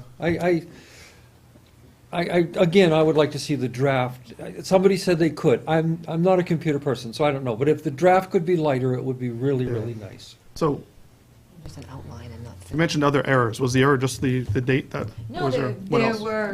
there were a bunch of numbers that were different, and I'm going to go on the presumption that because that was printed off on March 11th, that any new materials we get in the future, those numbers will be corrected. But just by that statement, you're insinuating that we've got wrong numbers. I'm stating, They were printed off on that And I date. agree with Bob. The way she's saying it is confusing. Her numbers were old numbers. Yeah. Sure. Incorrect They numbers. were old numbers. You can't work off old And numbers. they want current, up-to-date numbers. Right. It may sound like there's a slew of errors, but No, the thing is that there was just one. There was a slew of errors. They want up-to-date this is what numbers. you're referring to. So we're just looking from the board, what would you like us to send to the budget committee? If you would like us to do a certain date, we'll do a date and put draft on the top of it. And that's what We were we've been doing- We'll discuss that. The quarter, yeah, we'll discuss it, but Yep. Yeah, which is fine. I mean, if there are other errors, we should correct those. That's why we're here. I mean, if the only error is that All right. the date was wrong, that they printed off the wrong date. And then I'm done. Marjorie, these are highlighted. things, because you'll understand them. You can explain it to them, because Actually, why I don't- need to leave. I just realized what time it was. All right, before you I go. don't think I'm gonna get any further with you tonight anyway. Ginger, so- before you go, I just want to point out that in the future, when you have issues that you want to bring up and get things on the agenda or talk to us, you should come through me. As a board, you shouldn't be contacting the SAU directly, okay? I'm the point man for this. I contacted the SAU. You did not contact me, No. okay? Did As the chair, you speak with Scott yesterday? as the chair, you should be talking to me, not to Did you Scott. speak with Scott yesterday? It's irrelevant to what I'm telling you right now. No, which means you spoke with him. I And did my speak with him. understa- Yes, I did. I'm That's not why even you're on gonna the agenda discuss now. it any further. It's a moot point at this point. If in the future, as chairman of the budget committee, I need to come to the school board, I will most certainly contact the chair, whomever that may be. Thank you. I gotta get out of here. Or you can talk, or you can go through our representative, which is also fine. Whatever the hell you want, because- Any other subcommittee reports, or do we want to talk about this now? I don't think we're ready yet, are we? I mean, We could go through it, but we could go through it, we could talk about it. I wanted to actually, I didn't have time to upload all my pictures into PowerPoint, to actually, so you guys could see. So if we could put that on the agenda for May, I think that final presentation of what needs to be done for the facilities. But if we want to go over it briefly, just to give everybody kind of like a warm fuzzy feeling of what we saw and issues that need to be addressed. the only concern I have, Shane, is that if we're going to suggest that any of the things that we need to fix be fixed this year, it takes time to go out to bid and all of that stuff, so Okay. at some point. We're gonna keep committee reports on there every Yeah. Okay. agenda, so. So I would, if you want to go through it yourself, that's fine. I think we should apprise the board of the bigger issues at least. Yeah. That's my copy. All right. I'm just going to go through them, list by list. So we started off with the stage. I think that was the one that came out to be the most talked about when we were talking about the wish list. Tim and I both agree that it can be done a lot cheaper. And we were going to be putting that out to bid for different people to come in to say what can be done. Anything else on that, Tim? No, I just think we needed to go to Stage doors. Oh, the doors, some okay. more vendors and come up with some ideas of something less than, I don't remember, was it $6,000 a door or something like that? Yeah, because I think if you had 2,000. someone that does a construction or a contractor come in and look at that and then say, I can do that for $1,000, that's easy. I don't have that kind of hat, I don't wear that hat to look and say, you know, how much it's gonna cost, but I think those gates that we were talking about during the wish list was way too much. I think we could go a lot less. I believe that we need to talk to door companies, a couple, 3 door companies, and have them look at it and make suggestions. Okay, so that, Sorry, you're talking about like actual real doors? No. Or- well, I mean, if a company come in and says, I can put a door in for $1,000, we'll put a door in. Sure. So, yeah, Looked like one of them maybe could, but the other one with the railings. the railings, yeah. So, but yeah, we were talking about, you know, someone that could come in, that could cut the railings and then redo them and stuff like that. There wouldn't be much to change the railings. Yeah. So, yeah, so we would want more companies to come in and take a look and bid on that. On the next list down is the courtyard. There's a camera that needs inside the foyer, right here, there's no camera. So we agreed that we should, look into putting one in there. And I think we thought that, I mean, I would be surprised if we don't have money in the budget just to do that without any harangue or wish list or anything else. If you want that specifically done, let me know. I mean, we talked about possibly doing it, so if that's an action item and you want us to go add a video camera. Well, from I the think Shane and I company, agreed just it should be told there. that You want to do that. So I would look at the budget, talk to Dr. Yadomsky, and make sure that we're doing everything legally, and if we can, just do it. Because that's a security issue, right? Yeah, if we can get a quick cost on that, as soon as you get a cost, let me know. We'll find it. See what, Because I know that with that unit we have in there is expandable for multiple more cameras. Yeah. We just gotta put one in. So I'm hearing as soon as we get that, if it's reasonable, then we'll move forward if we can find it Yeah. in the budget to do that. Okay, we can do that. So the next one down is artist in residence. That's just Hans Skepter. He's coming on May 2nd to the 6th. And if you walk right through those doors, the red doors to the blue, well, inside where the gym hall is, right there. No, actually in between the doors, right? Yep. In between the Yeah, double doors. yeah, not in the interior foyer, but in the first foyer that you come in by the bathroom doors, the 3 doors that go into the next foyer. So right on top right there is gonna be where it's gonna be. Water fountains, we want other estimates, have some local guys come in and give us a kind of a quote of how much that's gonna cost. Right now, they're all working.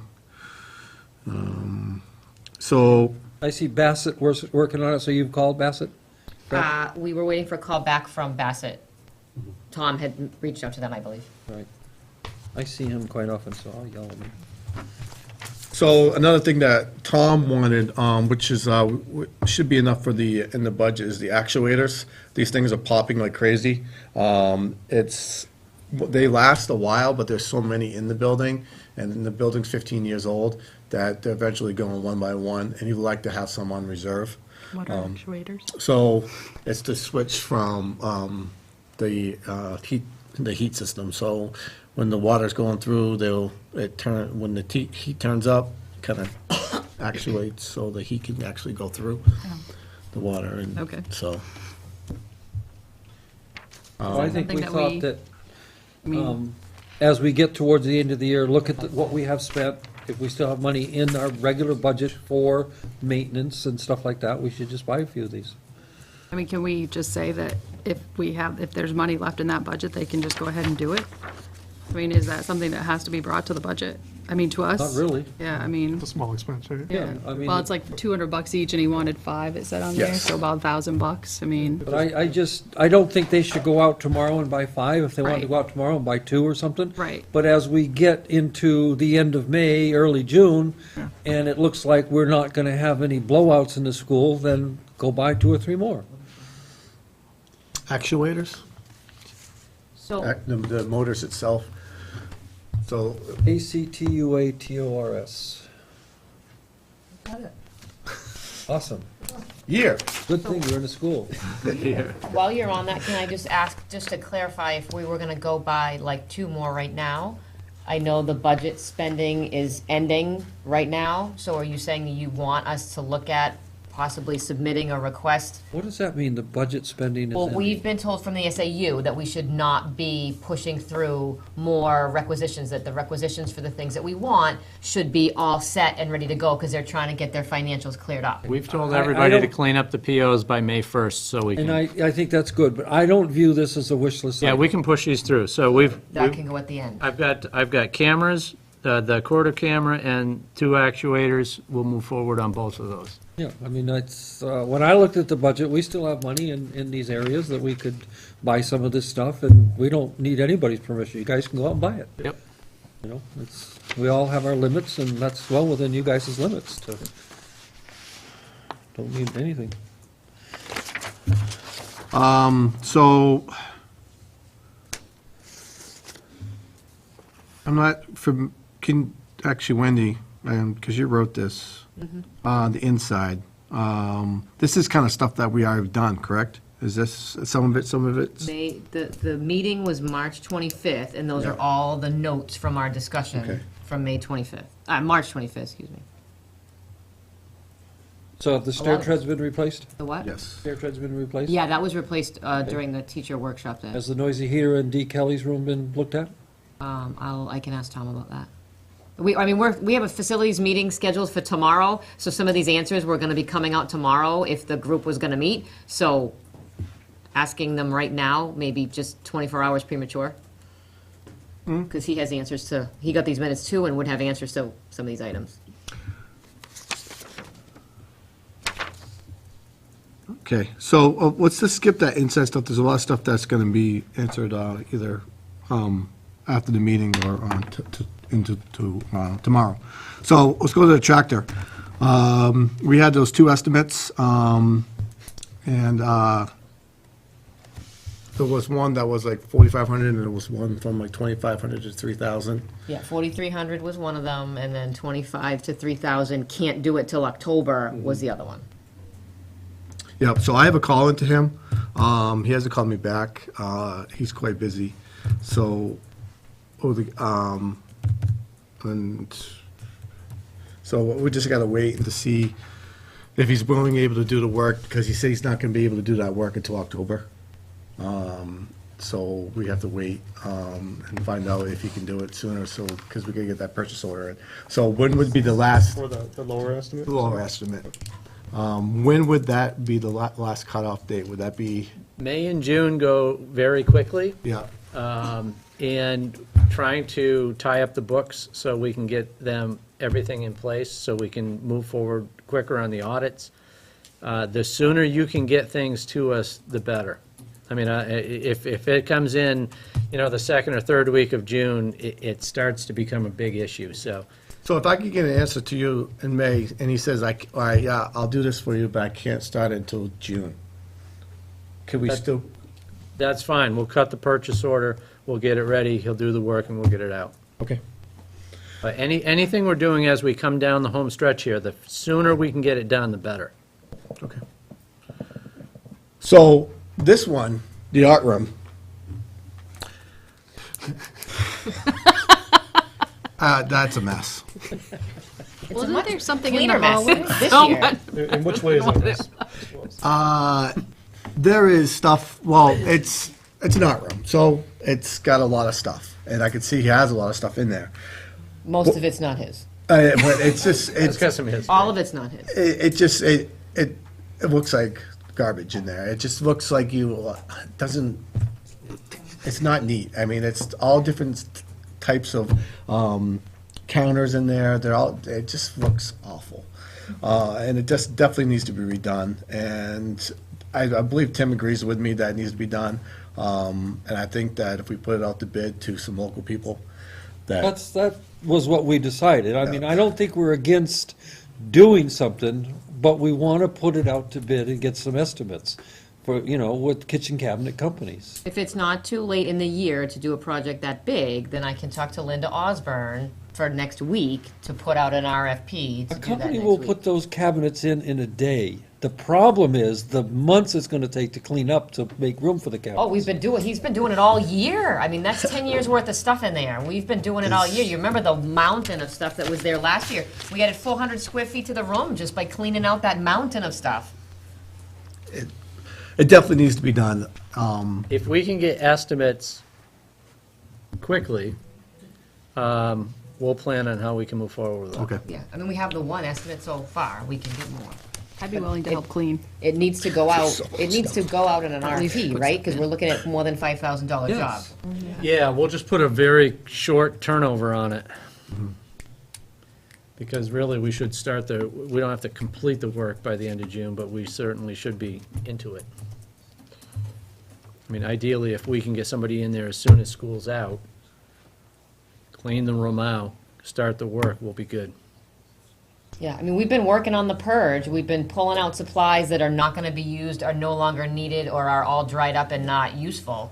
But again, already. as long as we have bids and we decide on a bid and they go hammer on the wall once, we're safe.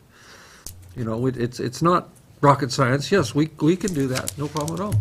We just So need to touch go out. base with Linda, and she'll put an RFP together, and we'll get that out with a But- quick turnover. When was this meeting? March what? March 25th. So we're pushing a month. Yes. And we've wasted a month, and then Well, we I think haven't that's. wasted it. We've been doing all the other stuff. I know, but I'm just saying, if you want this stuff out of this year's money, we have to get moving on it. Yeah. We being all of you. There's more of that, I'm sure. Oh, yeah, I mean, we've been trying to tackle 'cause the list. Anything else? Ceiling panels, don't worry about, I mean, that was something that came up. They get replaced as time goes on. Cafe, this is something that I talked about briefly, about making that more acoustic, because we have, and be able to use the CAF for more events. You're in there and you're 10 feet apart, you can't hear each other talk. So it needs a sound system. We want to see how much it's gonna cost to have a company come in and say, all right, let's make this CAF acoustic. You know, if it's gonna cost $50,000, maybe doing some capital reserve fund for it, or, you know, finding out if we can just add It's just panels. Type of thing that should be on a CIP. Yeah. That and the whole kitchen, you know, unless we go to an outside source. But it's the type of thing that should be on a CIP. So, because we can use that that room a lot more too, if we had, actually could use it. Teachers would appreciate it. Yes. Quieter at lunch. 100 kids in there, however. And then we're into the kitchen. So then some of the outside stuff is stuff that needs to be taken care of immediately. Right outside this corner wall here, the caulking and needs to be refixed. And some of the motor is falling apart. That needs to be done. I don't know how far we've gotten with that. Has Tom have looked into that at all? He's probably going to give you that answer tomorrow Okay. morning if All right. we're going to meet. Fair enough. Do you have a meeting tomorrow morning? Yes. We had planned Follow up on this. Yes, we do. Yeah. So was Tom in on the original meetings you had? I mean, is he Yes, part yep, of that? Tom's Yeah, been the walking four of around. us Yep. did the tour, and the four of us Okay, great. made the notes, and we all walked the building in the rain. Yep. So then cracks in the pavement. I know some of this stuff is gonna dry, but this stuff needs to be done. The parking lot in the back, we just put tons of money into the parking lot, and the stuff that needs to be done, making sure that when it's cracking, we're filling the cracks. And then on the sides,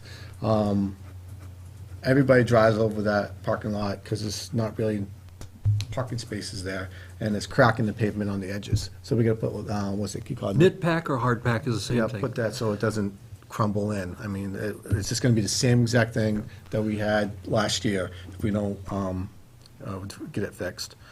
That should be sooner than later, that one. Did you say you were going to call Hodgson? Is that in the notes? We have a note about an action item Yep. on that. Someone Yep. was going to call Yep. someone. Call Hodgson and, yep, have them drop a load down there. The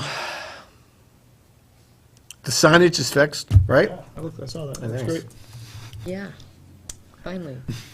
Don't like what it says on the sign, but Yeah. We have an answer for that. good. We have an answer for that. That's coming down. And then, Maybe after tonight. I thought you meant school vacation. I was like, No, I do. no, the other side. The other side's coming down. So that Joe's here, in the back. We talked about possibly getting with the town. I don't know if this has been talked about with Joe yet. The paving? Yeah, Yeah, I talked to Joe about that. excellent. So we'll just. what's I'll going give on? you a brief update. I talked to Joe, and Joe sent one of his crew down to take a look at the paving in front of the fire station and the exit in the front of the building. And they thought that it would cost somewhere in the vicinity of $5,000 to do from in front of our exit area down in front of the fire station, not something that you could do kind of piecemeal together. And I asked Joe if they had any money to kind of kick in half, and he said that they're tapped out right now as far as paving goes, roads They got go. an extra 100,000. What do you mean tapped out? So, you know, I don't know how to proceed with that, because we can't really do half of it. Right, it's not worth doing half of it right Yeah. now. Well, Joe won't do it. I think you should go to the select board, and talk to him. Send him a letter. I mean, we're talking $2,500. And in front of the fire station needs to be done just as much as in, you know, the school part. And it doesn't make any sense not to do them both at the same time. Doesn't make any sense at all. Should we allow Joe to speak? Yeah, Joe's raising his hand back Would there. you guys like to allow Joe to respond? Yes, to that? that's fine. Go ahead, Joe, please. Might have to move the microphone up a little bit. Can you hear me? So I sent out a paving, one of our contractors, I forget the gentleman's name, but he's the one that does the hole patching. He brings his hot box and he does does pretty good work in town. In terms of we don't have money, it's true we did get 100,000, but we also budgeted that money, you know, way back in December. If we want to do all the maintenance, which we Sat down and talked to the highway committee the other day, hammered out 2 roads to be done, plus maintenance, plus ditching, plus grading, plus the gravel that needs to go on top.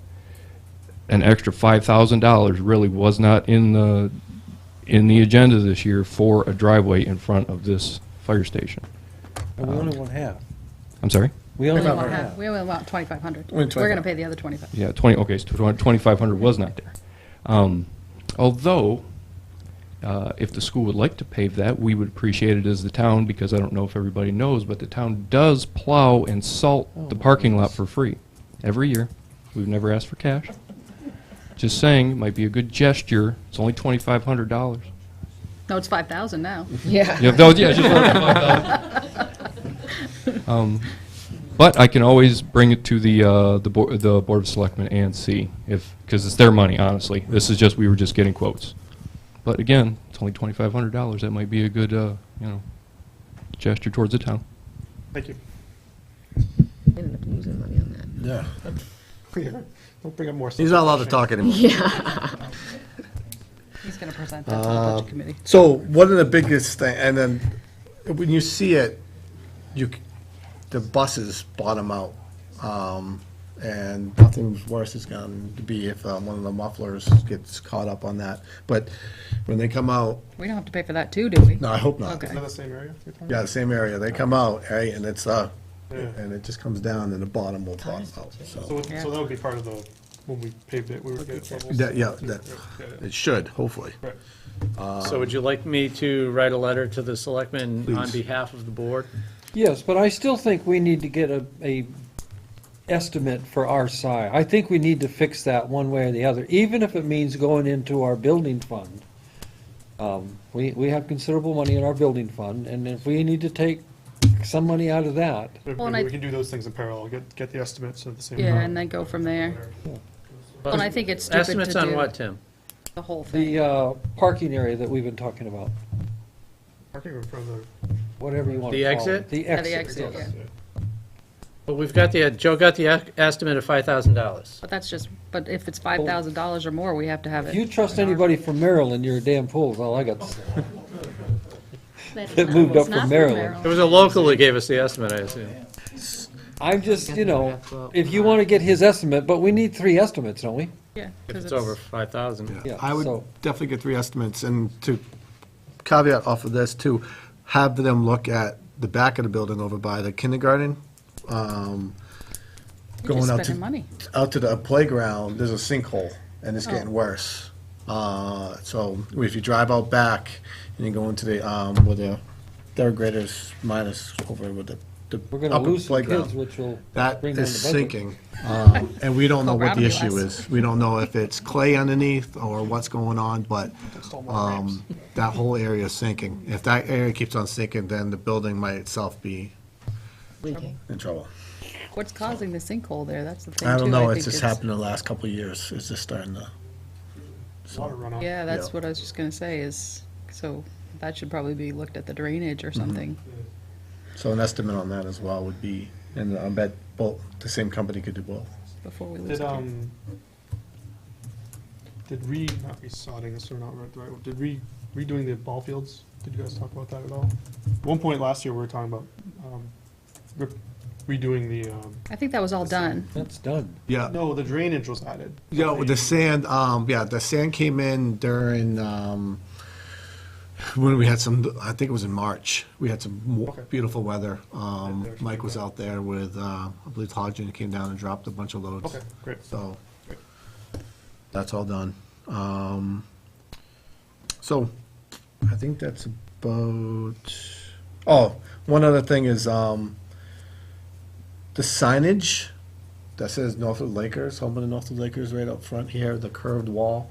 Northwood School. Northwood It says School. Northwood School now, but you wanted to say something else. I wanted to, that's so ugly. So I was, just having it, something a little bit brighter or bigger. It says, You have deep pockets over here, don't you? Mr. O wants to do a mural. I mean, he talked about doing he would paint a mural. He wants to paint something like that, that's something big and willing to do it colorful for and that free. could hang on the outside of the Or a wall. Co-Brown student that, is an artist that wants to do something, but Sounds like it needs to be our artist in residence issue for the next year. Yeah, we asked this year. We tried to get someone to do something outside on either of those two panels this year, but it didn't pan out. We could work on that. What if we worked with the art teacher up at Co-Brown and asked them Sure. to do, yeah, It could be. their community service? We buy the paint, you know? So, then there's the scoreboard that we talked about, taking the scoreboard that's out of the, CAF, putting it outside or somewhere else. It's way too much money because all the wiring I and was gonna stuff say like that's that. electricity. But I'm, More than happy to get it out. I know the Northwood Baseball Association, Softball Baseball Association, got a donation from Northwood Family, dental place for our new scoreboard this year. They're gonna be putting a scoreboard in, they donated one, so. We don't have to worry about that now. So, that's it. All right. Any other committee meetings? We had a committee meeting with, or I did, Yes, with Could not forget. the clubs committee, and I have to apologize, I never even thought of sending this to you guys. But, and I'll send it to you guys, and we can look it over for the clubs that, what was that? That they would like to have for next year. And the stipend for all of them and everything. I don't know that it, do we need to vote on those, or When was that? just today? When was it? Yeah, the clubs committee meeting? Yeah, it was at 2:30 today. No. It's Shane and I. You and I were last year. Okay. That's for the clubs for next year? Yes. If you Yes. can give me an inclusive list, I'll put it in the board packet so For they can next act on it time. last Okay, time. so I think I can forward it to you, because it's a Google Doc, so Okay. I think that's, Yeah, I think I okay. can forward it to you. Some of the things that came out of it, though, just in looking at, and I don't know if it's something that we would be able to do where we're using the budget that we are, but, you know, looking at the clubs, and I think there were 18 of them, and one of the things that the board had said that they would like to see is more clubs. But if you look at the, Well, we're limited by the stipend. Yes. well, and what 15,000. part of the discussion was had, and I was part of the lead on this, I think there were 18 clubs. If the possibility of pulling drama out, because drama takes a big chunk of the club's stipend, Funding that separately?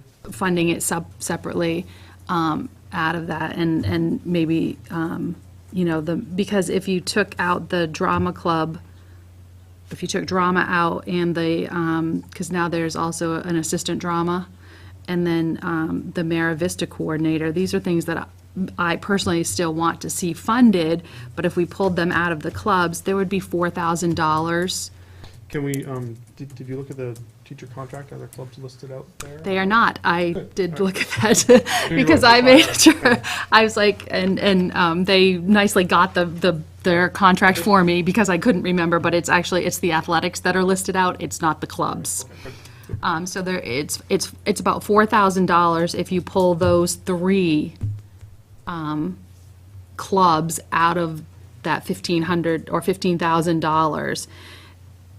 And it would allow them to be able to give more money to some of the other clubs to make the hours really the hours that they do put into them. Plus, they would probably get 5 or 6 more clubs into the building if we were able to do that. So is this something we'd probably want to try to remember for next year's budget? I would think so. I mean, If you want, I mean, we just went from 10,000 to 15,000 just recently. Yeah. I mean, not this year, but the last year. But, I mean, I don't understand often the backdoor philosophy. If we wanted to add $4,000 to clubs, why don't we just add $4,000 to clubs? and we can do that too. I mean, that's I know another way to in the- do it, but. The paraprofessional contract used to say up to X number of dollars for clubs, for some reason. But we- And it says up to $15,000, and it's no more than Right. $25 an hour. Right, right. So But it's- if you look at the number of hours that they they stipend, or however you put it, for drama, it doesn't come near to what she really works, but if you put in what she really works, the 15,000 is gone.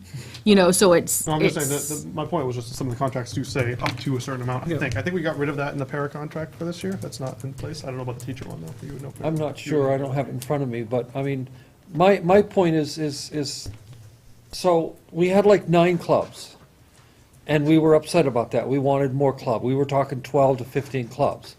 So the way to get that is, we volunteered to put $5,000 more into the club fund, up to 15, moved it up to 15, so that we would get, and I think it might say at least 12 clubs or something like that. 12, yes. Yes, so, and I mean, that was the whole point, so now there's more. Now, I'm not against clubs, I'm not against afternoon things, I just would rather be up front and say, okay, maybe we need to take it to 20,000. You know, I just would rather do it that way rather than backdoor it and have people think we're trying to pull something over on them. That's just the way I look at things, but, I mean, I'm I not see what you against Yeah. the money. The money's not bothering me for afternoon programs or whatever. That's not what's bothering me. Yeah, It's just the methodology. If we can do it, I'm all for that as well, yeah. The teachers are not gonna say no to an extra $5,000. No, I know. Well, but it's- and again, putting that in there, it's just, again, looking at, you know, are you paying, like, the drama, if you do put more money in there, Are you giving more money to drama? just to drama? Well, I guess, but that's why we there. have a club committee. Right. And the club committee should hold the line. The idea being we want more clubs. I do think we should look at putting drama in its own category, just to see, because it is the biggest one. It is not going to get any smaller. Correct. It's just going to get bigger. And the plans that she has on her wish list, I think eventually someday we might get there. But I think should be in its own category altogether. I think we should look at that. But I'm also not opposed to putting more money in there, too. I think it's worth probably having more discussions on that at the subcommittee level and come back with recommendations. I'll say the same thing I've always said about drama. They do more work to make more money for themselves and their drama club than anybody else in the school. Absolutely. And by golly, I appreciate that. Absolutely. Anything else about clubs? So no, well, just, you know, some of the things that were brought up is that they could do like more of the homework clubs. I know the paras do some in their contract, but the teachers could also do more of the homework clubs, but instead of having 25 or 30 kids and trying to get those kids individualized in attention in that time, they could do smaller clubs also. And I think that was it, as far as that one. And I had a discussion with Lauren before about possibly getting an internship, community service. We talked about that too, having for Co-Brown. The club level? At the club level, coming in, either doing like a math homework or something like that, where they could work with the kids. So. Well, and I know that's Drama something- did that Yeah. 2 years ago or something like that. She had somebody from Co-Brown coming in and helping during drama also, so Any other club news? that was it. All right, I can report on technology committee because they did have a meeting. It was probably before our meeting last time, which unfortunately I wasn't able to attend, but they did try to video conference me in with Google things, which would have been great because I was at home and I had a meeting coming up right after. But unfortunately, the firewall blocked us, so Oh. we weren't able to work. So Steve was going to look into fixing that. And however, my work schedule changed, so I will be able to start making these meetings more. So that's the technology committee. Any other committees that you guys had meetings for about? Well, we could talk about the communication committee. One second. Yeah. Can I just ask, are you Oh, yeah. expecting with this new committee's report, do you want the committee minutes published somewhere specific? Are you looking for them to be located so all of you can access them? Because like with the facilities minutes, I sent them to the people in the group, but Yeah. are you wishing or wanting that they either be part of the record in our school board packets or in a certain place? I would say on demand. I mean, I think we have I'm not. representatives, and the representatives report back to us. I think that's I'm looking for what we're getting. People tell us what happened at the committee meeting. That's going to be on the agenda each time, so. Yeah. So just any meetings that The happen. minutes can just go to the committee people. Yeah, I mean, maybe we'll ask for them someday, but Okay. yeah, I wouldn't worry about it. Yeah. Oh, yeah, you're right. Okay, so communication Committee / technology committee, you want to talk about? So, yes, I'm not on the, I'm not on the communication committee. As I was told after I made a Facebook page for the Northwood School Board. I think those of you on Facebook may have seen it, you can see it. Just a place for us to put stuff, talk about what, put our agendas, put our minutes, talk about things that are coming up, and also a place where people can write to us. Any community members, teachers, or whatnot. It's kind of an open area. So check that out, I guess. It's just an And then it'll attempt. have links and stuff like that to the web pages, Yep. to the school, SAU website, the school website. I think if it can make it a portal for people to go to. Because not everybody can make For these meetings, information. right? So if they want to send us a message on there, it's like email. I mean, some people are just more on that. I think than we they are. got like 70-something likes. Yeah, there's like 80 people following it. 80 now, so. So anything that you That's- find interesting that you want to post on there and tell people what's going on, That's let me 2 know. days or- worth. That's so great. That's, Yep. yeah. And if you want to be on the communication committee, because I get on I went on my Facebook page for the first time in like 3 months, 2 days ago. So, I mean, when you said that to me, I was like, oh, that means I have to go on Facebook. Well, no one has to go there. So, no, but. It's just one additional way of reaching people. Yeah. So, Yeah. so I hope that works out well. Because one of our Probably goals learn. was communication, and we're starting. And then Mike from, how do you say his last name? The public came out. Yeah, he came out and he was quite upset with our technology website stuff, so we're improving. Yeah, I was on there. It's good. Yep. We got all policies are on there and stuff, so that's good. Any other committee? Just to reiterate, the budget committee needs documentation up through May 23rd for their May 31st meeting, Yes. just to be May clear on that. 31st meeting. So, what's today? I'm fine with that.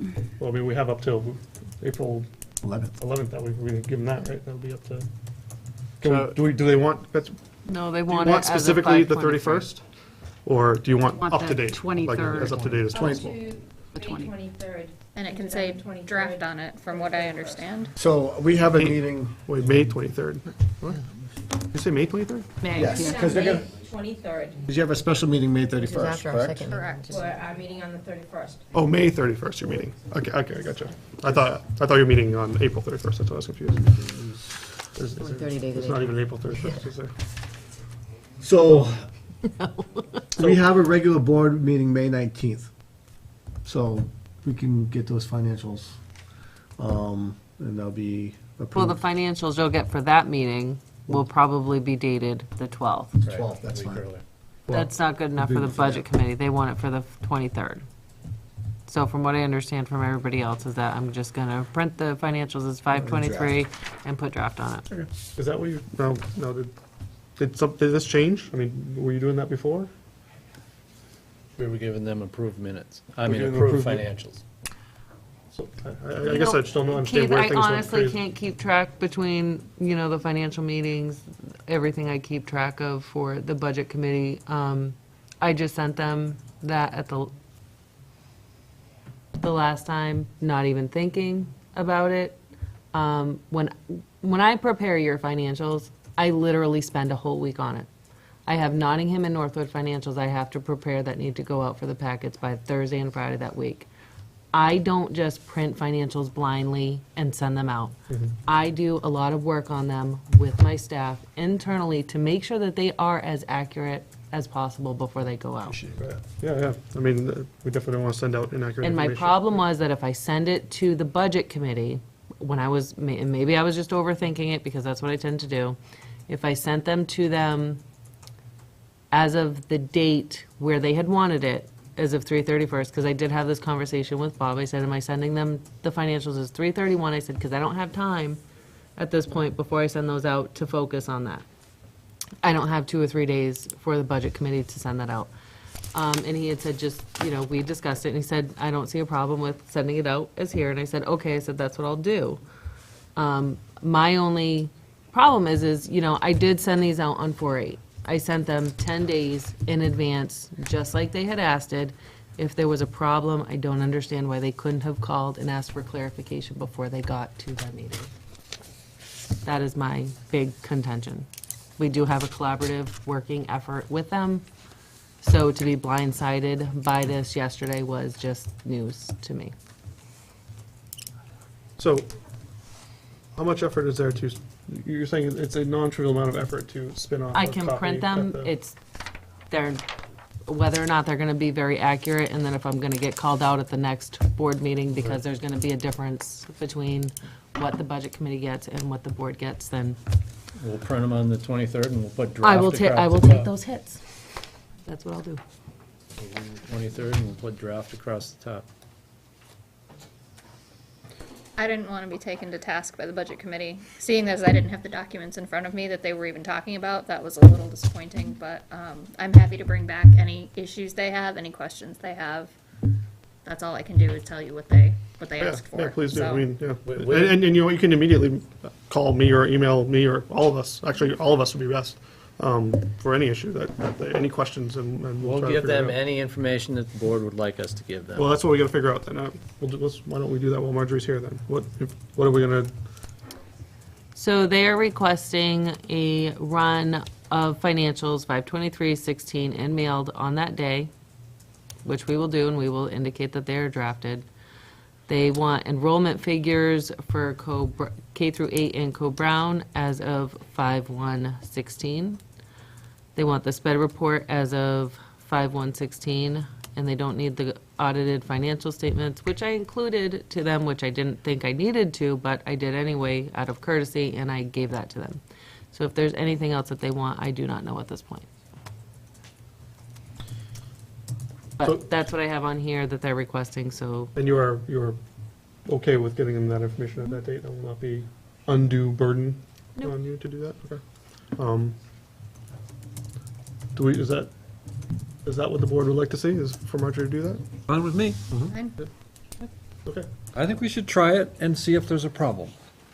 And if there's a problem, we can change our mind. I know how to change my mind. I mean, I don't want to get into a pissing contest right now, but really, they're having a special meeting in May to go over our first quarter, which they weren't happy with, because they didn't have the whole quarter. So normally, I'm on the budget committee's side. In this particular case, though, all we really need to give them is the first quarter financials, Right, that's what I was thinking. which is third quarter, whatever it is, yeah, the third quarter, which ended March something. Right. But, you know, it's sometimes the fight just isn't worth it, you know, because in the end, we need them more than they need us. Okay, you all set then, Marjorie? I do believe we are done with you. sure about that? Have you had enough, tonight. have you got enough punishment yet? Yeah. I think it's actually on the verge of breaking. Yeah, really. Can we take a 5-minute break? Yes. So, everything's in the packet, and I'll just highlight a couple of things because I have some follow-ups. Curriculum nights are the week after we come back from vacation. An alert now went out. We have K to 4 on Tuesday, May 3rd, and we have 5 to 8 on May 4th, which is Wednesday. And the related arts teachers they don't come both nights, but they can choose which night they are attending. And the majority of them are attending Tuesday night, which was in the alert now. And the art teacher will be there on Wednesday. The Artist in Residence program is all week, so there'll be viewing of whatever's happening in the Glassworks area that week. So Wednesday would be a better night than Tuesday, because they'll have more done. We also have the book fair, both of those nights from 6 to 7, and we also have the science fair on the Wednesday night. So it's going to be a busy place here after vacation. Pretty exciting stuff, so parents have been encouraged to attend with their children. The Artist in Residence, we'll give you an update. It's in the packet, but we'll see how that goes. We have schedules that are drafted for how the 7th and 8th graders are going to filter through that experience and what's going to happen to all of the other art classes, because the art focus for the entire week is going to be just on 7 and 8, and there'll be supplemental lessons, and Mr. O would be available to work with the other grades during their art time in another area. Facilities we talked about. There's an the athletics update is in there twice. I thought I cut copied and cut, but I copied and pasted, so it's in there twice at the top of 68, and at the bottom of 68 says the exact same thing. Sorry about that. There's a Performing Arts and DC trip update section with a couple of action items. One of the questions that came up was the World Strides is looking to see if we're going to commit for next year. Miss Rush is looking to see if we're going to be able to commit for next year. There's less participants because the grade 7 class is smaller than the grade 8 class right now, so the cost is going to be higher next year right now if we do the same type of trip.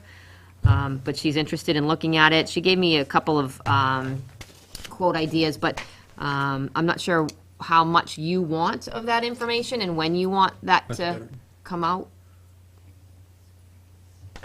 You want it to come out at a certain time, or if you want an update on whether or not they're going to try for that for the following year. I'm not sure if you guys want to vote on that, or if you need to talk about it, or if you want to just have us give you some updates when she gets more detail. She's happy to do that as well. But that would be for the 7th grade. And she was supported with the stipend for 7th grade this year. So she's starting working with those parents and starting working with that fundraising platform and all of that. So that's information that's going to be coming out for your approval and just for your knowledge. Well, I guess my question is, as a 7th grade parent that's going to be an 8th grade parent, is the decision already made? The 8th grade trip is DC, The hope is that in doing this trip this year, that DC will become an annual trip for the 8th grade like it is in many other schools. It'll be the annual DC trip, not the annual class trip, and then they think about it and then they decide and then they don't have enough money or enough time to fundraise. We're hoping that it can be an annual DC trip every year for the 8th grade. Just because I know that there was some discussion from this class, and I know there'll probably be discussion in the 7th grade class also about going back to Mara Vista. Because of the experience that these kids have had at Mara Vista. And I had heard that there was discussion in the current 8th grade class about that too, so I don't know if that's something. What is Mara Vista? Mara Vista is the Science science, camp. no, it's the science camp. that the 6th grade goes to. And it's about being a better you, about learning to work together, it's about nature, and it's an overnight camp, but it's here in New Hampshire.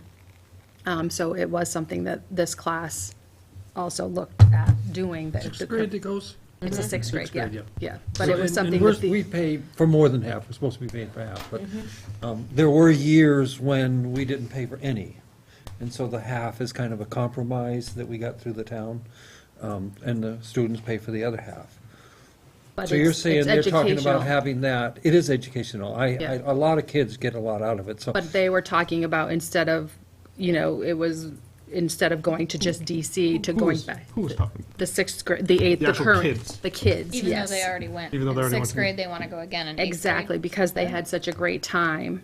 Well, that never came, I mean, because we've done surveys and we've done voting, and the returning to Mara Vista has never been brought to my attention with this current 8th grade as a wish that they had long ago, I mean, it's, or even at the beginning of this year.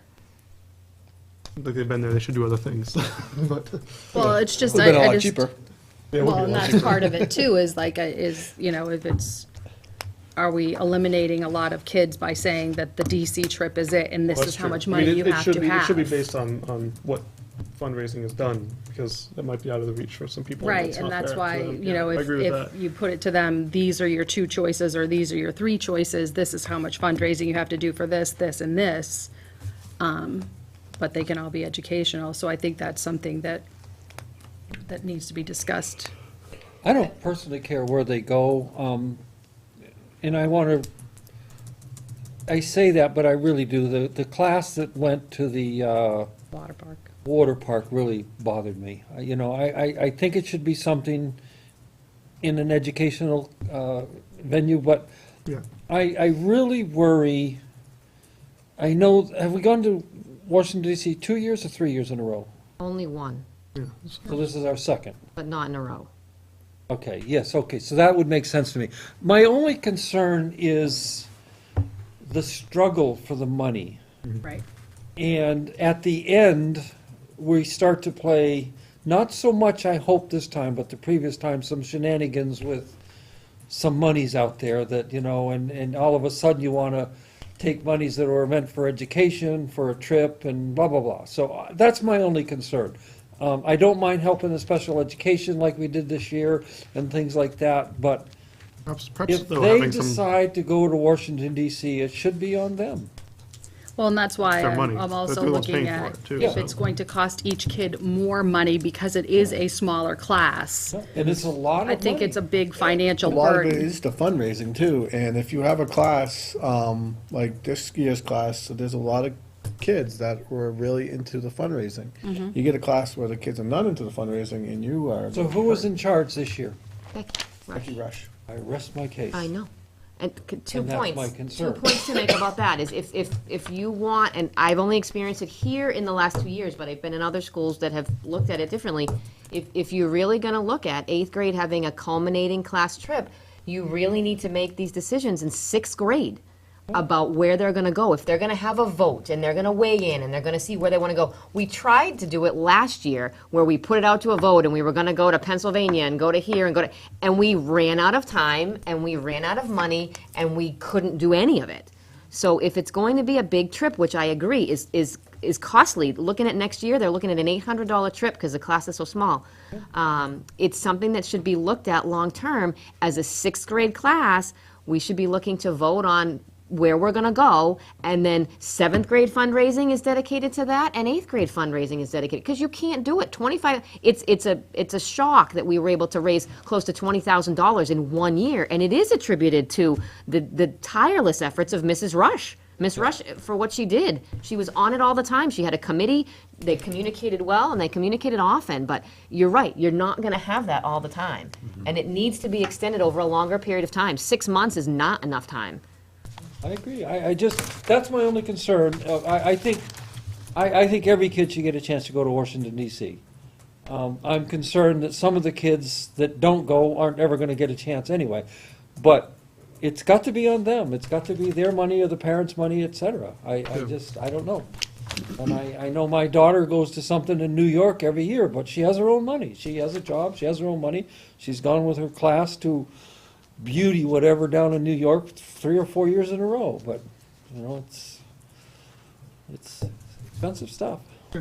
You can't Moving beat on. DC either for Oh, educational no, it's a opportunities. All the wonderful- museums are free. You can Yeah. go on tours of the Capitol for free. I agree. It's just getting down there that costs the most money. I mean, you're right, all the stuff you do down there is not that expensive or free.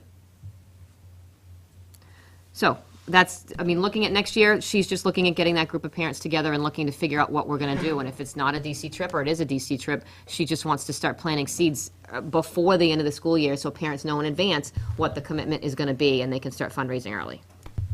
Good idea. The 8th grade this year wants to host 3 final fundraisers. She had put these on an initial list, and I can't recall whether we specifically voted on them or not, but she wants to do a May dance, a talent show, and a Jeans Week for staff, which was already approved. We just need to find a week between now and the end of the Motion to year. approve those. Next week. Second.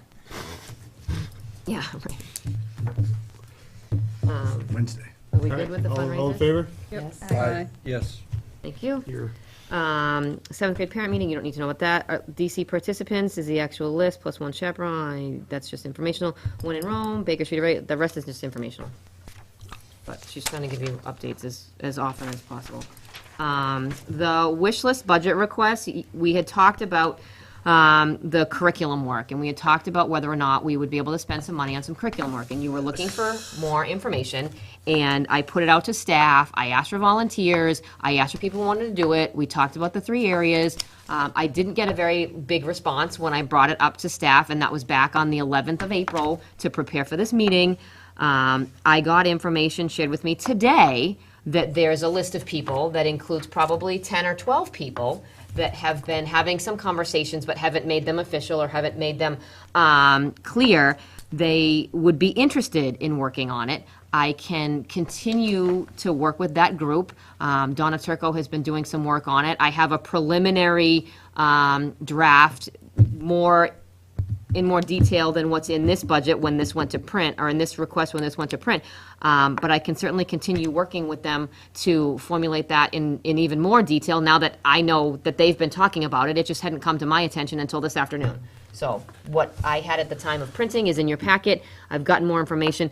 we just would, they would need to know if they're going to work on preparing to do this curriculum work and organizing their schedules and figuring out who can meet when, that they are going to be able to be supported financially. Because if not, then they're not going to be able to do that work. They're just not going to have the time to invest in that.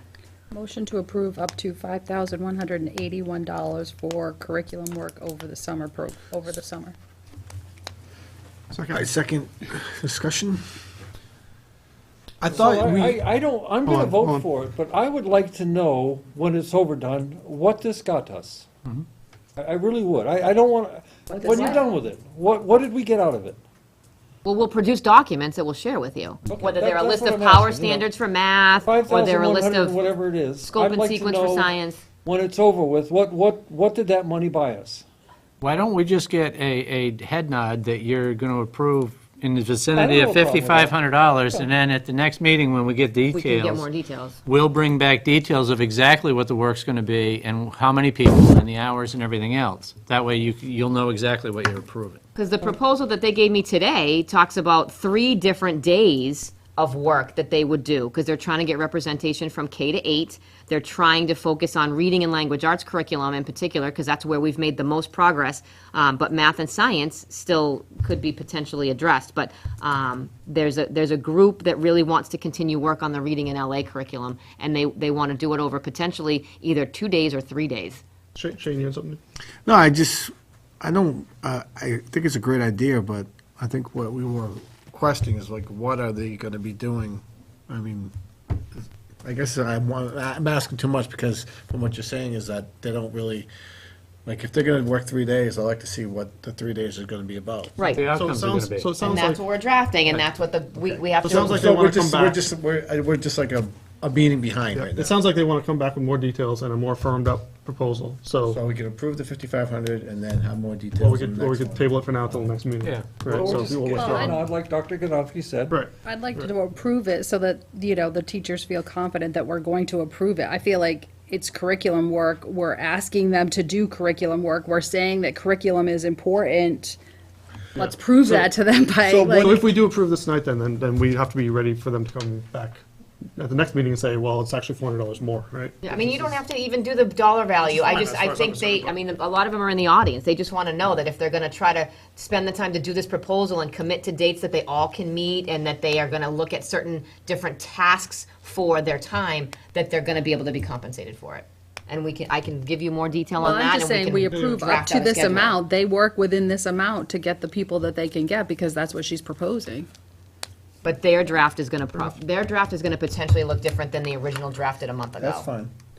So the value might not be the same. Okay. Well, if we could approve up to 5,500, that would give them some idea. One thing we got to look at, though, is we have a May 5th and a May 19th. May 5th is not probably going to work because we have vacation this week. Correct. So May 19th, and now we're looking at, we're still good budget-wise.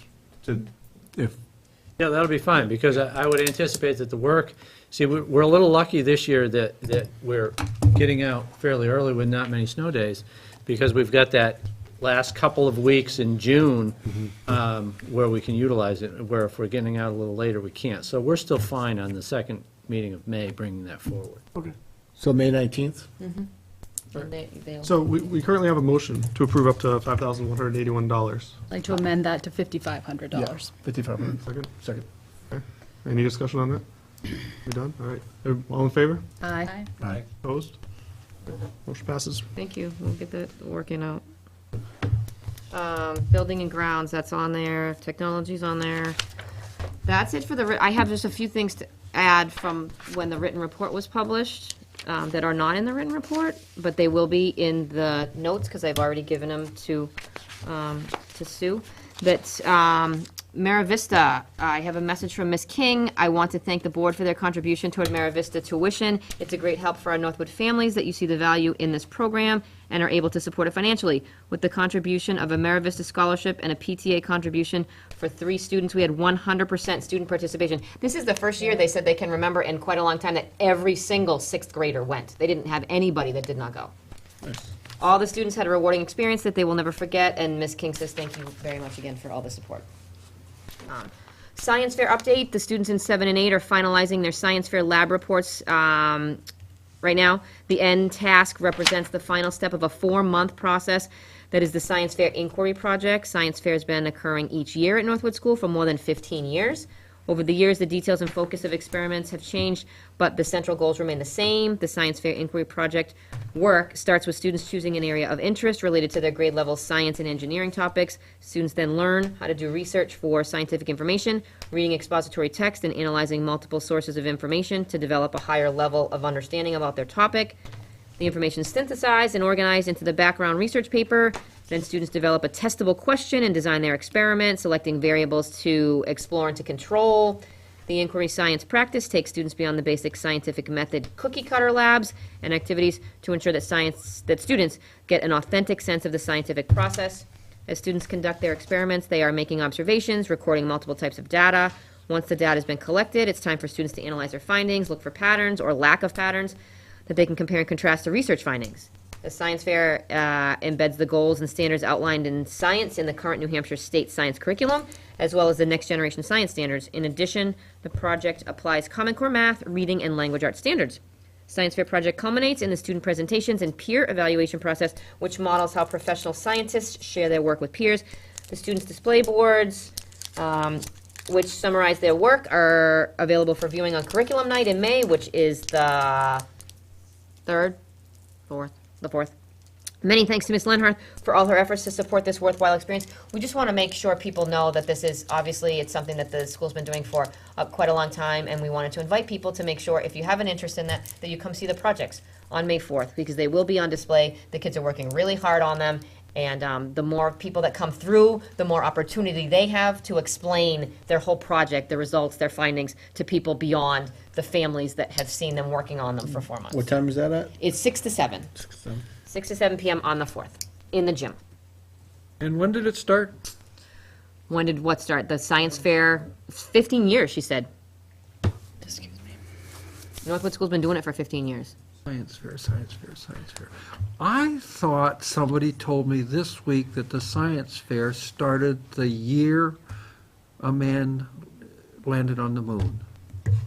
That's what started it, which would be far more than 15 Maybe years. nationally, Yeah, probably not. as an I thought they event, said that it but was started. Northwood has been doing it for 15.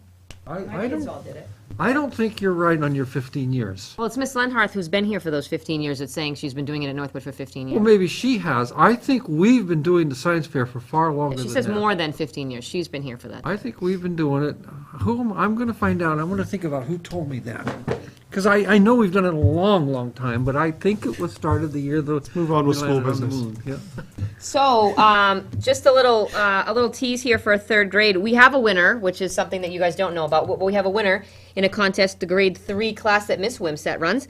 For the second time, Mrs. Wimsatt has had a class enter the Casella Waste Systems Calendar Art Contest, and it's the second time that we've had a winner from her classroom. 13 pieces of artwork from the New Hampshire's 3rd graders were chosen to create next year's calendar focused on recycling food waste. The sales rep from a division will come to the school for an end-of-year surprise presentation. At that time, the student who is the winner will receive the framed artwork and a $25 gift card. When they are printed, the student's family gets 5 calendars and the school gets 10 for distribution. I know I had mine up on the wall all last year from Miss McGuigan, who was the winner the last time around. So kudos to Miss Wimsatt for promoting this exciting opportunity, and I will let you know when the winner is officially announced, because we're not sharing names yet. Congratulations. It's fantastic. Yeah, nice. Cafeteria news from Ms. Canella. As we do each year, I handed this out. The school year 16-17 split price and non-federal calculator has come out to suggest what our cafeteria price should be set for student meals. It's done every year. Every year we need to vote on what we plan to do. The current price is $2.20, and the calculator put our price at $2.30. I know our cafeteria may be changing, but I think we need to continue with the process that we normally would have before any changes occur. It would raise our student cost 10 cents. The normal practice has been that if we raise prices for students, that's also reflected in a raise for staff prices. Currently, the staff price is at $3, so a recommendation would be to consider a raise of the staff price to $3.25 for staff lunch. So the action item would be to vote on whether we accept the recommendation based on the calculator to raise the student price to $2.30 and then maybe a separate vote to consider whether we raise the the student price to $230 and the staff price to $325, as recommended. Motion to approve them both. Second. Any further discussion on these? All in favor? Aye. Any opposed? 5-0. And that's for both. Yes. And then, I just did curriculum night. That was at the bottom of my list, but it was at the top of my other one. So, that's the extra stuff that I have for tonight. Any questions on any of it? Good. Awesome, thanks. Enrollment report, please. Monthly enrollment, you have on page 71, 72, 73. Glad to try to answer any questions if you have it.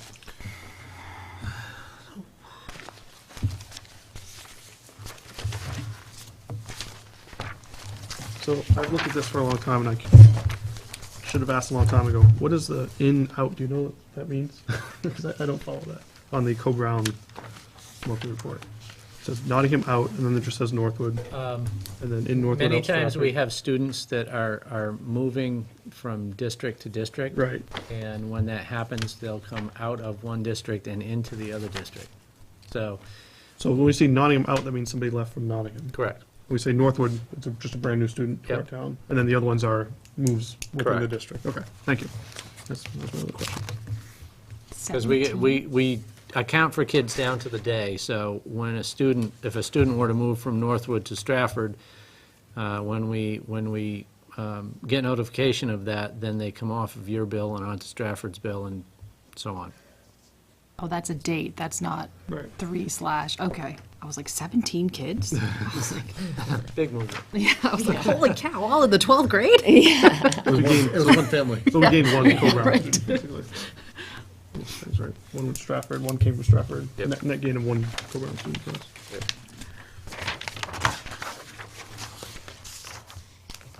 Okay, Policy. policies. Did everybody get a chance? You're all done? Yes, okay.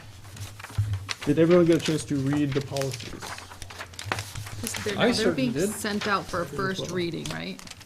Well, I wish Scott was here because I put these on the agenda myself. I talked to Scott because I just wanted to review them, basically. It looks like they have been reaffirmed recently within the last 2 years. I guess you want to do it every 3 or 4 years, so they don't necessarily have to be reaffirmed. I just was reading policies, and I thought these were good ones for us to start with in the beginning of the year because they're all about how the school board runs and our responsibilities and stuff.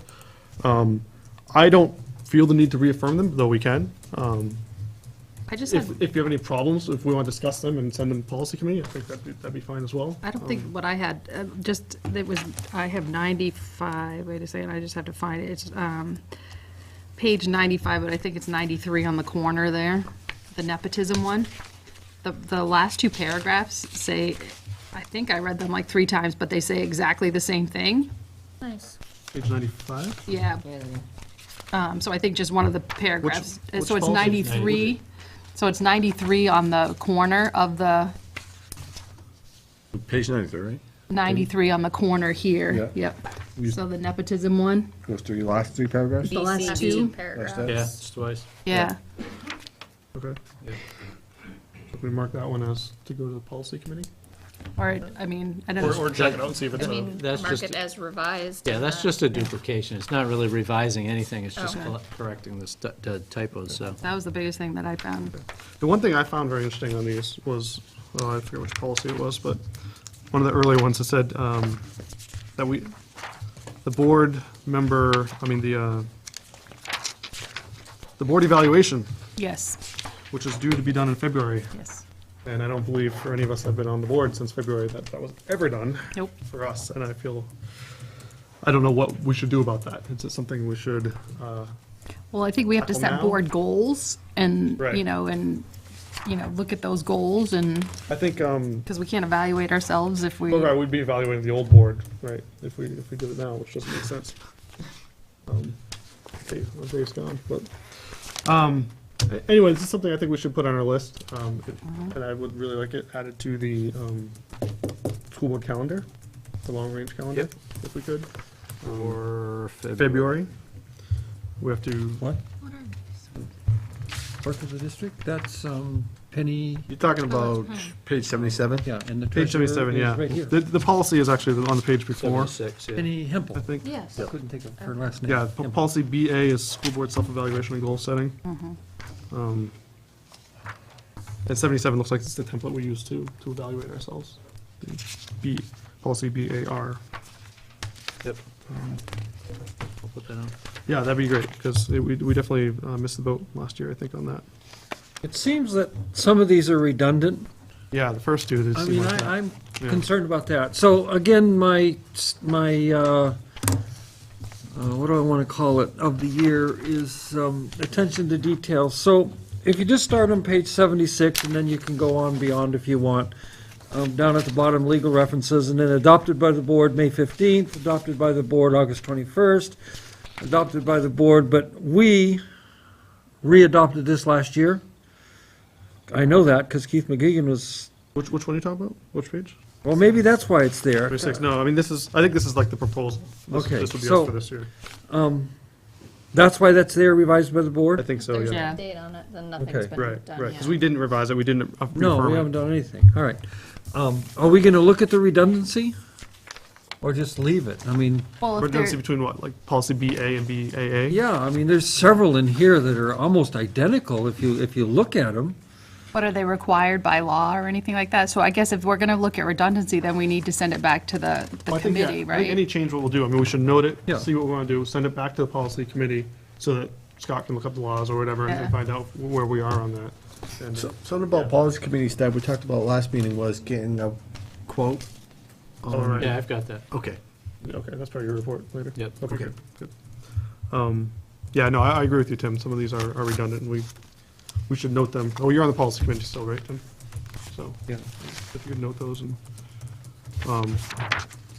The thing that I found interesting is that I was told last year that I was not allowed to put anything on the agenda, but if you read the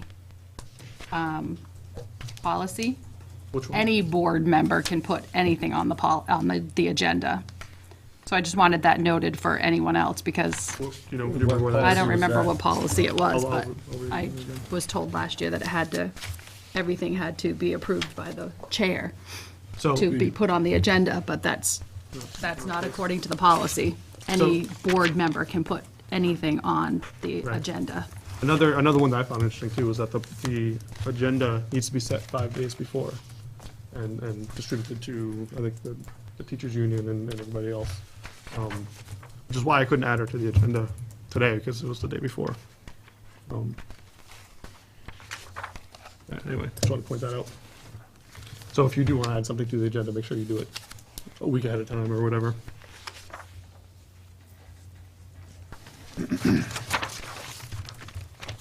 Anything else we want to talk about for policies? Do we want to bring these back and reaffirm them all?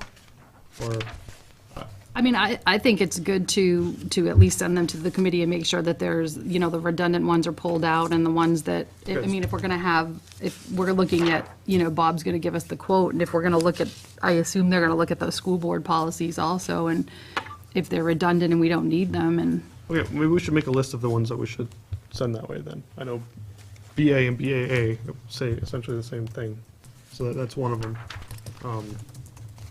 Which was, I wouldn't mind, was there any substantial changes than any of the other ones? Do you have a specific list, or do you want to go through, going through all of the policies all the time? We have to give the policy committee direction. These are the ones we want us to look at, right? We can't just say, look at all of them, right? That's gonna. well, and I guess, are we like putting the cart before the horse here? If we're gonna have the NHSBA come in and give us legal advice, are we putting the cart before the horse? If that's what we're gonna look at them doing, is telling us which ones we do need and don't need. I don't know. There's pros and cons to both. And I want to listen to, or I was hopeful to listen to Barrett Christina explain what we're going to get for that. If you just listen to each of you, and I think each of you except maybe Bree have brought up something that they didn't know was in the policy. Yeah, I think it's great that we're reading. And that's wonderful. I mean, and isn't that the point of this? So to me, that is just absolutely wonderful, because unless we force the issue a little bit without being obnoxious about it, I don't think all of us are going to go through all of these policies. Yep. So I do think that we need to limit it to a reasonable amount. But I think it is just about as healthy as you can get for us to know what our own darn policies are. Absolutely, I totally agree with you. Yeah, so I am very much in favor of what we're doing. I do know, and I mentioned that Nottingham had the New Hampshire School Board Association go through it, but they also say that they lost something in that, because they did it instead of the school board. Well, there's one thing that nobody can argue about. Policy is ours, period. It's ours, 100%. And we need to know our own policies. So I went through all of these, and I made some little notations, but nothing major. My biggest thing is, and Scott and I talked about this, he really wants to be involved in the policy, and that's fine. But it's ours. But in this group is the redundancy. He thinks, so let's say that he's off by half. He thinks that maybe even 100 policies could be eliminated. But let's say 50 could, and not lose anything. And make it a little more streamlined. And I think that's what Barrett Castrina will do, is streamline it a little for us. And that's what I'm because right now, we've made new policies and not canceled out the old ones, and so they're redundant. Well, and the other thing is, you look at the legal references in here, are the legal references still correct from 2014? And that's one of the reasons for the committee looking at them. Right. So what I had hoped, and it didn't happen, so that's my last statement on this exercise. I had hoped that what we were going to get was a policy BA currently, and right behind it, the School Board Association's current policy if it's different. So that we would have the opportunity as a board to compare, not just as me as a committee, but as a board to compare. And I know that's going to require a little work, and again, we should only be looking at, and I know Scott has said 4, so 4 or 5, not 20. Yeah, so this is, I put this 20 on here, and this is totally on my. And I know exactly why you did it, and that's fine, I don't have a problem with that, but going forward. Yeah. But these 20 weren't hard to read I think we have to limit it to make it reasonable for Scott and crew. Right, a lot of them were and one for paragraph, us. I figured that was okay, Yeah. They were all very useful, I thought, for us. So. But I just don't know that I want to reaffirm them if I don't know that the references to. Well, that's why if stuff we are- had the legal references school are right. board association behind ours, we could compare, and that's basically what Scott and I do. What this is doing is making us read it. Right, this is Yeah. more review. Yeah. Right. I'm just making sure that we know our own policies, Yep. and what could be worse, that's So perfect. So going forward, I will plan on putting a few policies on the agenda, or if you guys have any favorites, put it on there. Just and Okay. I was So- gonna sit here and just read all these, but it's getting late. But the other thing, if you look at, and I'm thinking it's yellow and pink, but I'm not positive. So if you look at Scott's Northwood book, some of the policies are in, and I'm going to say yellow and pink, in yellow, meaning we have reaffirmed them or redid them, and pink meaning we haven't. And if you look, we're about halfway. So we should Okay, priority to those so ones, I have no problem if you want to go look, you can do whatever you want and put some on the agenda. But we also need to continue going through the ones that we haven't looked at yet. So, it's nice to look at the old ones that we reaffirmed a year or two ago, but we have some that haven't been looked at in 10, 12 years. Yep. And those are the ones we really need to look at. So we need to get a little bit of a mix. Yep. And such is all I have to say about it. Yeah, so we'll continue to let the policy committee grind through and get those in front of us. Well, I think if you bring them in here, and then if we want it, I think we can eliminate more than half by just reaffirming them. Get in touch with me, and we can figure that out. Any other comments on the policies, these policies, at the moment? If you didn't read them, read them. That goes for Yeah, everybody. and that's, we need to read them and each week finish, so, we need, so let's say next week we do these same ones, next meeting. Well, do But we we have to- need to make a decision. Are we gonna reaffirm some of these, or are we gonna look at them for redundancy? And My send it to plan, my the, plan was that we read these, we reviewed them, we picked out a couple that we want to send to the policy committee to look at for redundancy. Okay. And we're done with them now. good, so you know which two you want the policy committee to look at? A and BAA, Okay. I think are the two. But there are other ones in here that we need to make sure that the references are correct also, which to me goes back to the policy committee, correct? So, Well, Like, if you're gonna have a policy and you have a reference in here, that reference has to be So correct. the way I see this happening is we have two parallel processes going on here. One is the normal review of the policies through the committee, checking all the references, doing all that, reaffirming them as needed, revising them as needed, right? And that goes on continuously.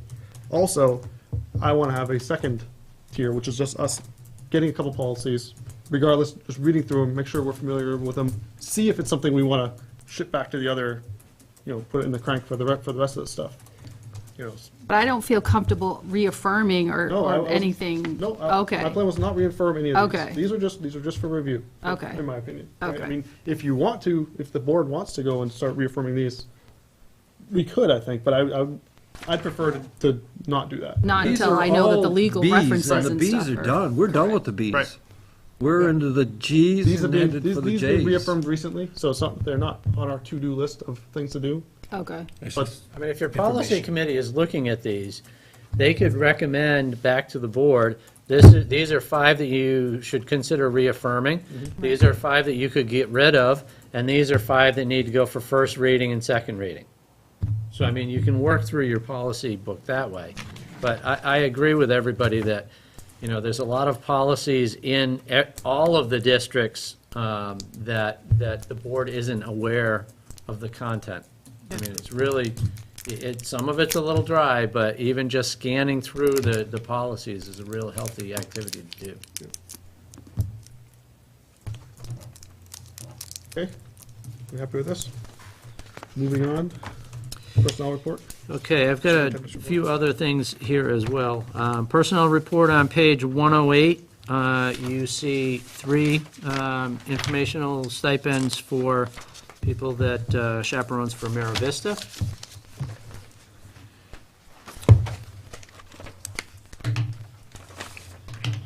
And also on the personnel report that I handed out to you, I'm going to start down the bottom, 2 more informational stipends for Mira Vista there as well. And the second one, Barbie Hartford, is actually a $300 figure and not a $400 figure. That's been changed.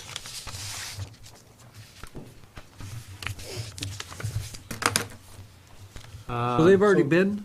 Mm-hmm. And how come we're approving these after they've already been? What if we said no? Actually, I believe that the discussion already took place. These are informational. Oh, these are just informational? All right. And then on the one that I handed out, Richard White, full-time custodian, nomination. So moved. Second.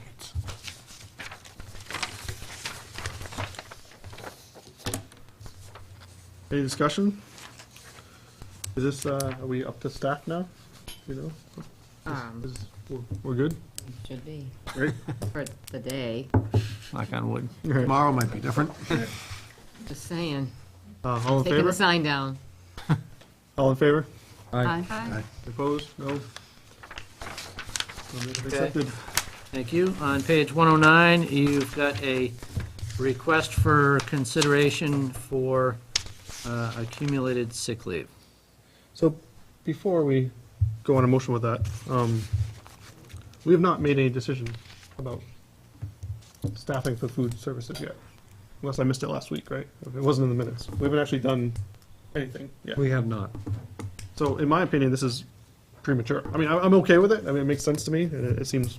We might want to have we might have a non-public discussion on a part of this. Okay.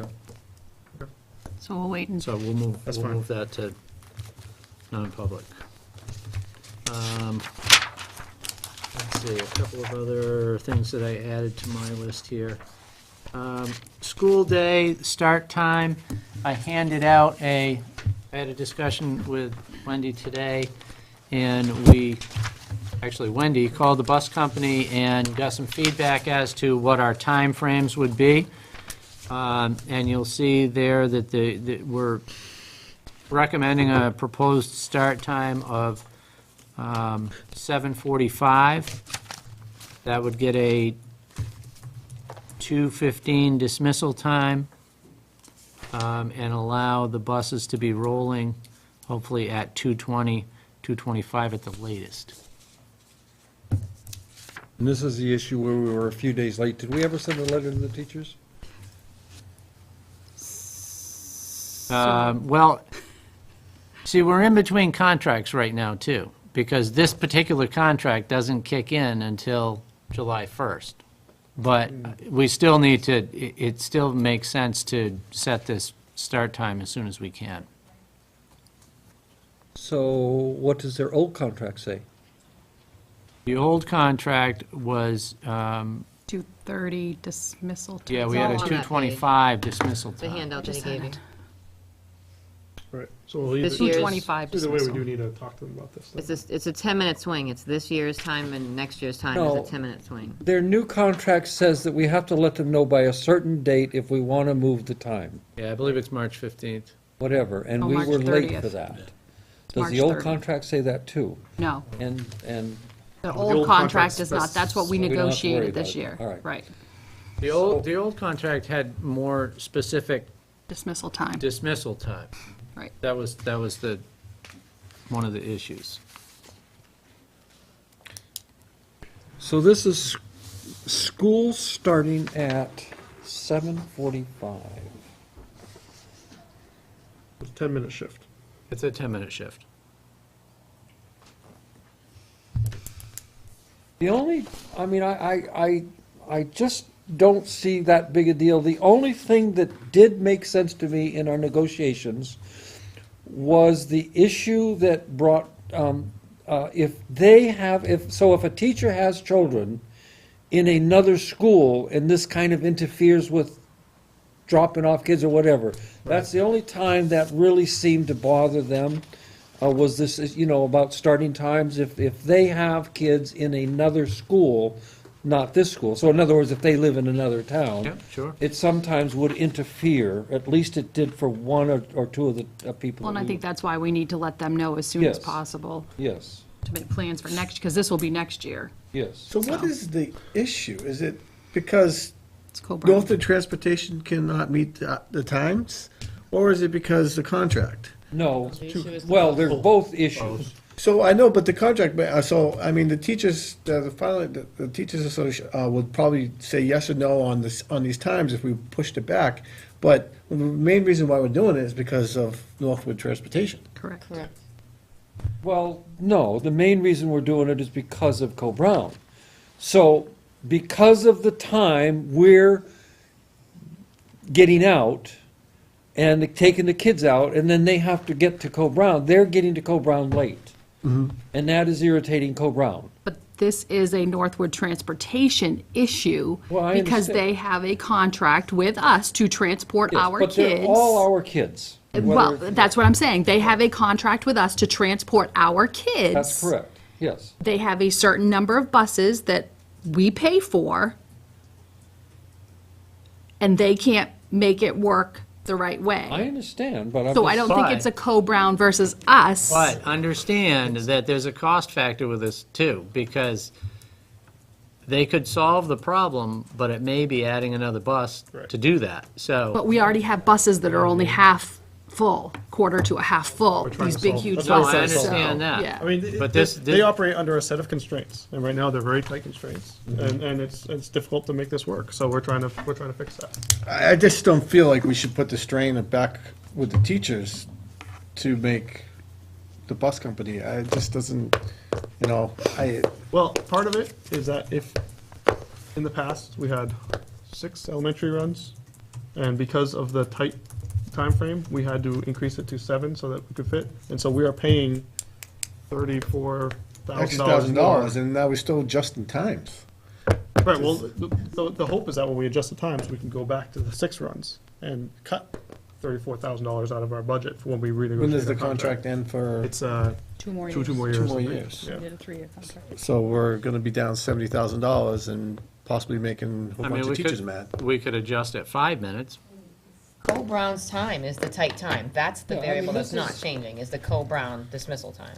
This is all about one bus company taking our kids home and then having to pick up Co-Brown students. And it's Exactly it's meticulous Because elementary to and try high to school figure can't it ride out. together. I can't We've been figure that hashing out. this over for I did it. some time now. I frankly, I think Dr. Godomsky has the best ideas, move it 5 minutes. Well, I mean, are we sure that 10 minutes is going to be a problem? I mean, we haven't even talked to the teachers yet, right? Yeah, I know, that's my biggest I mean, concern. they is may like, love it, 10 for all I minutes is a huge amount of time in the morning.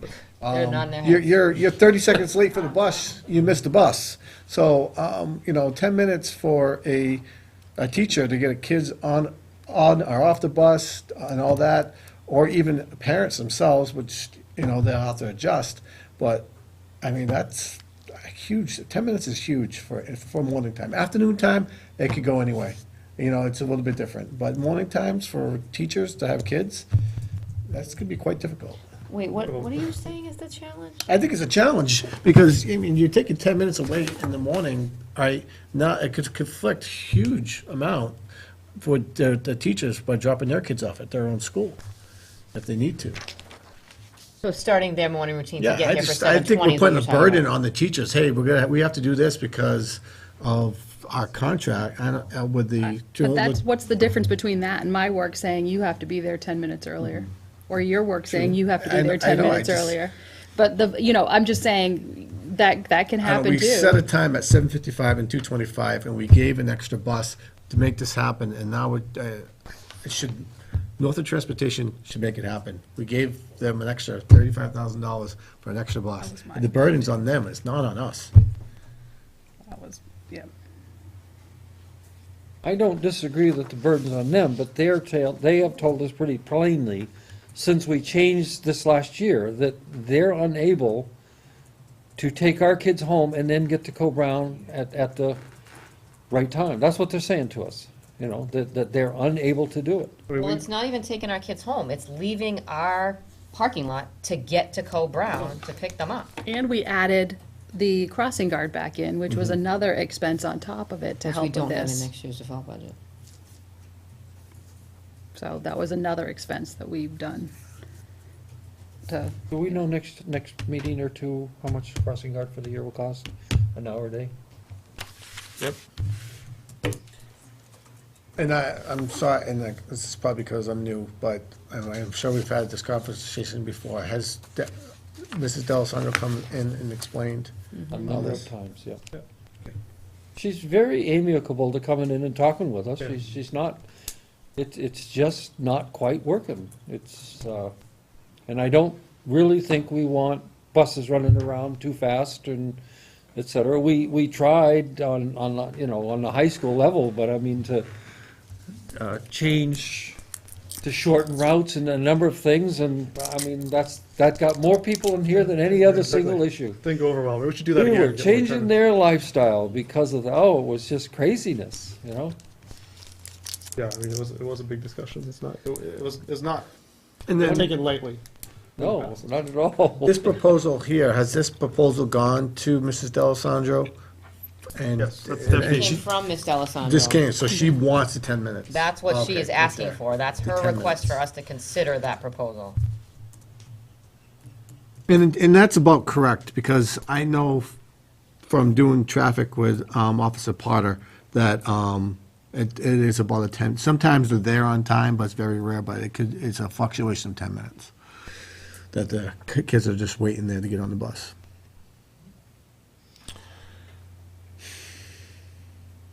Oh, I missed it, sorry, spelling error on the last line. So, should we get a proposal for a time change? A motion, I mean, for the time change? Yeah, I think it's very important that we make a decision because people need People to need to know. know the start time and the end time. A motion to, or did we already have a motion? Nope. No.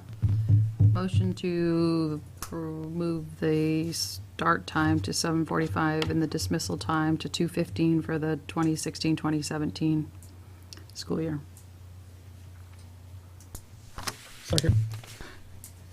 More discussion? So just for discussion, you don't want to go 5 minutes and see what she says? Who says? Deb? Well, I mean, we just heard from Shane that, doing duty, it's, But he didn't want to change it at all. I don't, Well, I know, don't. but- I'm voting no, no matter what. Deb so, said, Deb said 10 here. I don't see All why. right. I mean, I'm sure she would fine take with the 5. 10. but- It doesn't, it's nothing to me.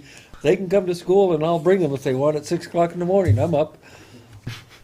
It doesn't make any difference to me. This is right on there with the calendar. 10 Boring. minutes might make a lot of difference to teachers. It might make a lot of difference to parents, though. I don't know if I 5 don't know. minutes helps the bus company at all. I think that's the question. The bottom line is, it will. I mean, the it'll help. parents want us to Minutes bus help their the bus kids and company. get their kids to and from school on time and have it work safely, and our bus driver is saying she needs a little extra time. well, and Maybe Shane it's just 5 or said 10. that it's it's closer to 10 minutes that they're usually pulling in there there are late. times, yes. I mean, it fluctuates between 5 and 10 minutes. Yeah. So 5 minutes could work, but then you're pushing it every single time. 10 minutes will alleviate the problem completely. Absolutely. And that's exactly pretty much what she's saying here. Especially with changeable weather conditions too. Any further discussion? All in Make 'em all favor? walk. Aye. Aye. Opposed? Everyone?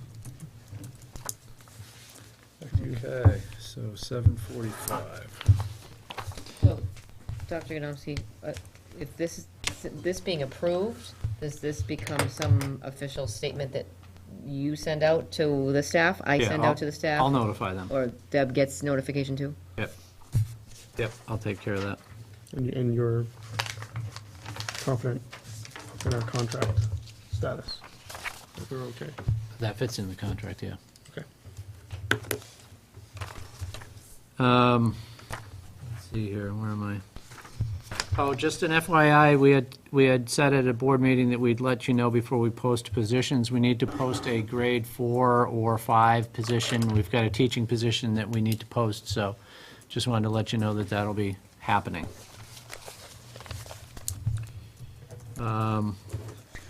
You talked about having Barrett Christina in.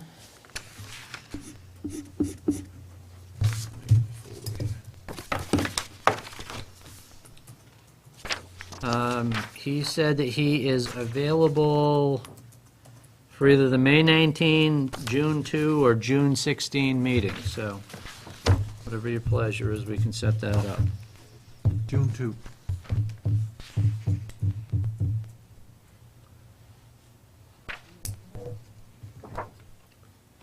Yeah, because May 19th is going to be quite busy. Yeah, we've talked a bunch of stuff on May 19th already, so Okay. that's all right. All right, I will put it on the agenda and give Barrett a call. And the cost for reviewing your policies, it's $1,200 for a minimal review, and full policy manual is around $3,000. So what does minimal review mean? I would imagine going through it and making sure we have all the mandated policies, check for duplications.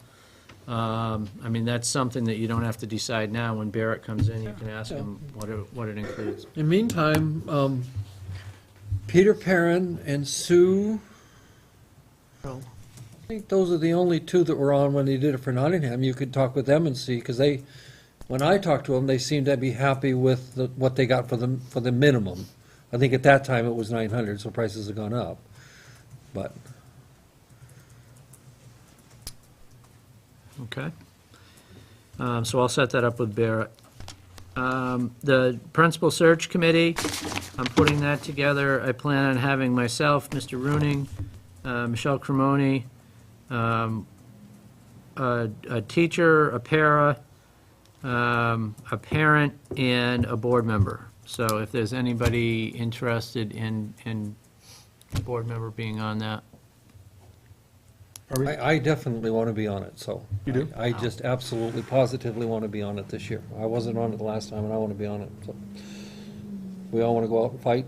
That's Because fine. you're the old man, we'll let it happen. I think that should be 2 board members. In fact, I have that We on my would like list. to, so there you go, there's 2. Oh, did you want to? No, No. not necessarily. Okay. I wouldn't mind either, but, Oh, okay. but I think hate you should interviewing. think about that. You can put 2 board members on, I mean, 1, 2, 3, 4, 5, 6, 7, that would be 8 people. I mean, you don't want the committee too big, but Maybe 2 What does board it members could entail? go, but 1 with a vote or something like that. how much does it entail? 'Cause That would make sense. Yeah. for like, how many times you meet? well, it depends on how many applicants you get. You're going to have at least 1, probably 2 full days of initial interviews, probably 1 more day of callback interviews, and then another day of visitations. And that's all and coming up, yeah. Yeah, I'd be out. I wouldn't, my Other time within- commitment would be When's too this gonna much, start? so. Yeah, I can only do We'll Thursdays. we'll run the ad So- probably another week or 2 and then start interviews, so So, yeah, I'll probably start setting it up to look like they want to do it. first week in May. I'll start making calls. So I have 2 things to say about the principal search. First and foremost, I think we should change the amount of money in order to attract a wider variety of people. And I believe we went with 80 to 85. 80 to 85. I think we should go 80 to 95.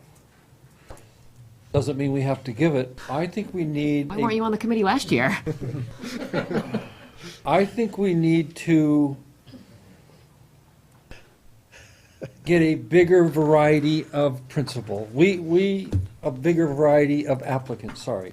We have gone through principal after principal after principal after principal in the 20-some years I've been in this school, in this town. It's disheartening, I'll be honest with you, it's just disheartening. So, I'll leave that, if you want to discuss it, we can. I just think it would open up the door to a larger amount of people wanting to apply. And we need to stop this 2-year cycle that we're on, 2-3-year cycle. I know, Where's the money come from, is what I'm wondering, right? I mean, we don't have it budgeted. listen, we need a principal more than we need an athletic director, a curriculum director, and a math specialist, That's not and the a budget this and a either. that. But that's and not the these budget and either, those. so. We have to figure that out. That's what we're here for. You know, we need a principal that will stay with us for some years. It's hurting us terribly. What's in the budget right now? A high of 85? What could we afford? 85. 85. I think above that, we should have to cut from somewhere else. I can go off into any budget that we've had in the last 5 years and find you $5,000 or $10,000 easily. We are underspending our budget $500,000 a year for the last 3 years. So just think about that. Number 2, and I know you're just gonna really love this one. I really think the school board, at night, should be doing the interviewing. We need to get us a principal. I mean, This school board, 5 of us, at night. Like, should have the candidates come here for an interview? Absolutely, come here and we interview them. Maybe only interview like the top choices, or you want to interview them No, all? I want to be on a committee, so I want to get to interview them all. I want to interview them all. I think that, I mean, we've gone through a process, a similar process, year after year after year after year. It's not working, guys. Why can't we do something different? Why can't we do the work and find a principal that we can keep for a long time? I don't see know. what you're just- saying, Tim, but then I also think to myself, then what are we paying a superintendent for? I'm not saying kick him out of the whole process, but I'm saying we need to get involved here. I mean, I think that. He's welcome to be there and be part of interviewing it, like the but top I 3 or just think- 4. That makes sense to Yeah, me, like I think, What? to interview the top 3 or 4 choices only. We generally do that. Oh, and that's not, We've done that. We interviewed, when we hired Mrs. Daypre, we interviewed 3 or 4. It's the same old, same No, old. in front of the whole Yeah. board? Same old, same old. So what So what are you getting at? Then what are you asking? What are you asking for? like all 15 applicants, All he wants us 15 to, yeah, applicants, like if there's so 15 I- applicants, he I- wants I us don't to know about interview all. 15, I have faith in I the just 2 think of you. that 25,000 we the got. board should really take big hand in our principal selection this next process. I know it takes time, and I know that a lot of you don't have the time, but we need a principal, someone that we can work with and get things done with. So I mentioned it, don't want to do it, that's fine, I don't know I'll what be you're happy to asking, do it. because if we do the top 3 or 4 anyways, then what, I don't know what you're asking, you to do all of them? Sure. Say if there's like 10 of them, and We do all have- 10? I mean, Yeah, absolutely. that's, I mean, that's what the committee's for. yeah, I think, I yeah. understand what a committee's for. I'm just saying that we've done it the same old way through all of these, I don't know, somebody put an email or something in the Sun, what is it, like 8 or 9 principals in 20 years that I've been here, really, 8 or 9 principals. One after all the looked at other. their We've had resumes young or ones, something we've like had that. old ones, we've had males, we've had females, we've had skinny ones, we've had fat ones. You have one that's sitting right here. Dr. Seuss. And it's, we've had boring ones, and we have ones that I have to gear my mind up 3 gears I when agree she with your talks. goals, for sure, Tim. I definitely agree with what you're trying to accomplish. I just don't know that the whole board interviewing I all of just them is going to help. want that's all. something out of the box. I think something different. I'm, What if we all They're looked the at their s- resumes, like if all of the resumes that, Okay. and then we could, say, these are my top 3 picks, and then we can, meet once and say, who are your top 3 picks, who are your top 3 picks out of the resumes, and I'm hoping that we Is don't Joe have to still here? have paper resumes, but we can do. Do it like a So speed Joe, thing. Joe will get a kick Had out 10 of this. minutes with I'm each of looking you, and for an all 10 of them odd could duck. rotate around the table. That's what I'm looking for. myself. Okay, the first time I met Joe, I said, "You're an odd duck," and he is an odd duck, and he's really doing a great job. And that's what I'm looking for. I'm looking for somebody different than what we've gone through. Anyway, I like the idea of looking at all the resumes, actually. And I bringing think your that's- top 3 or 4.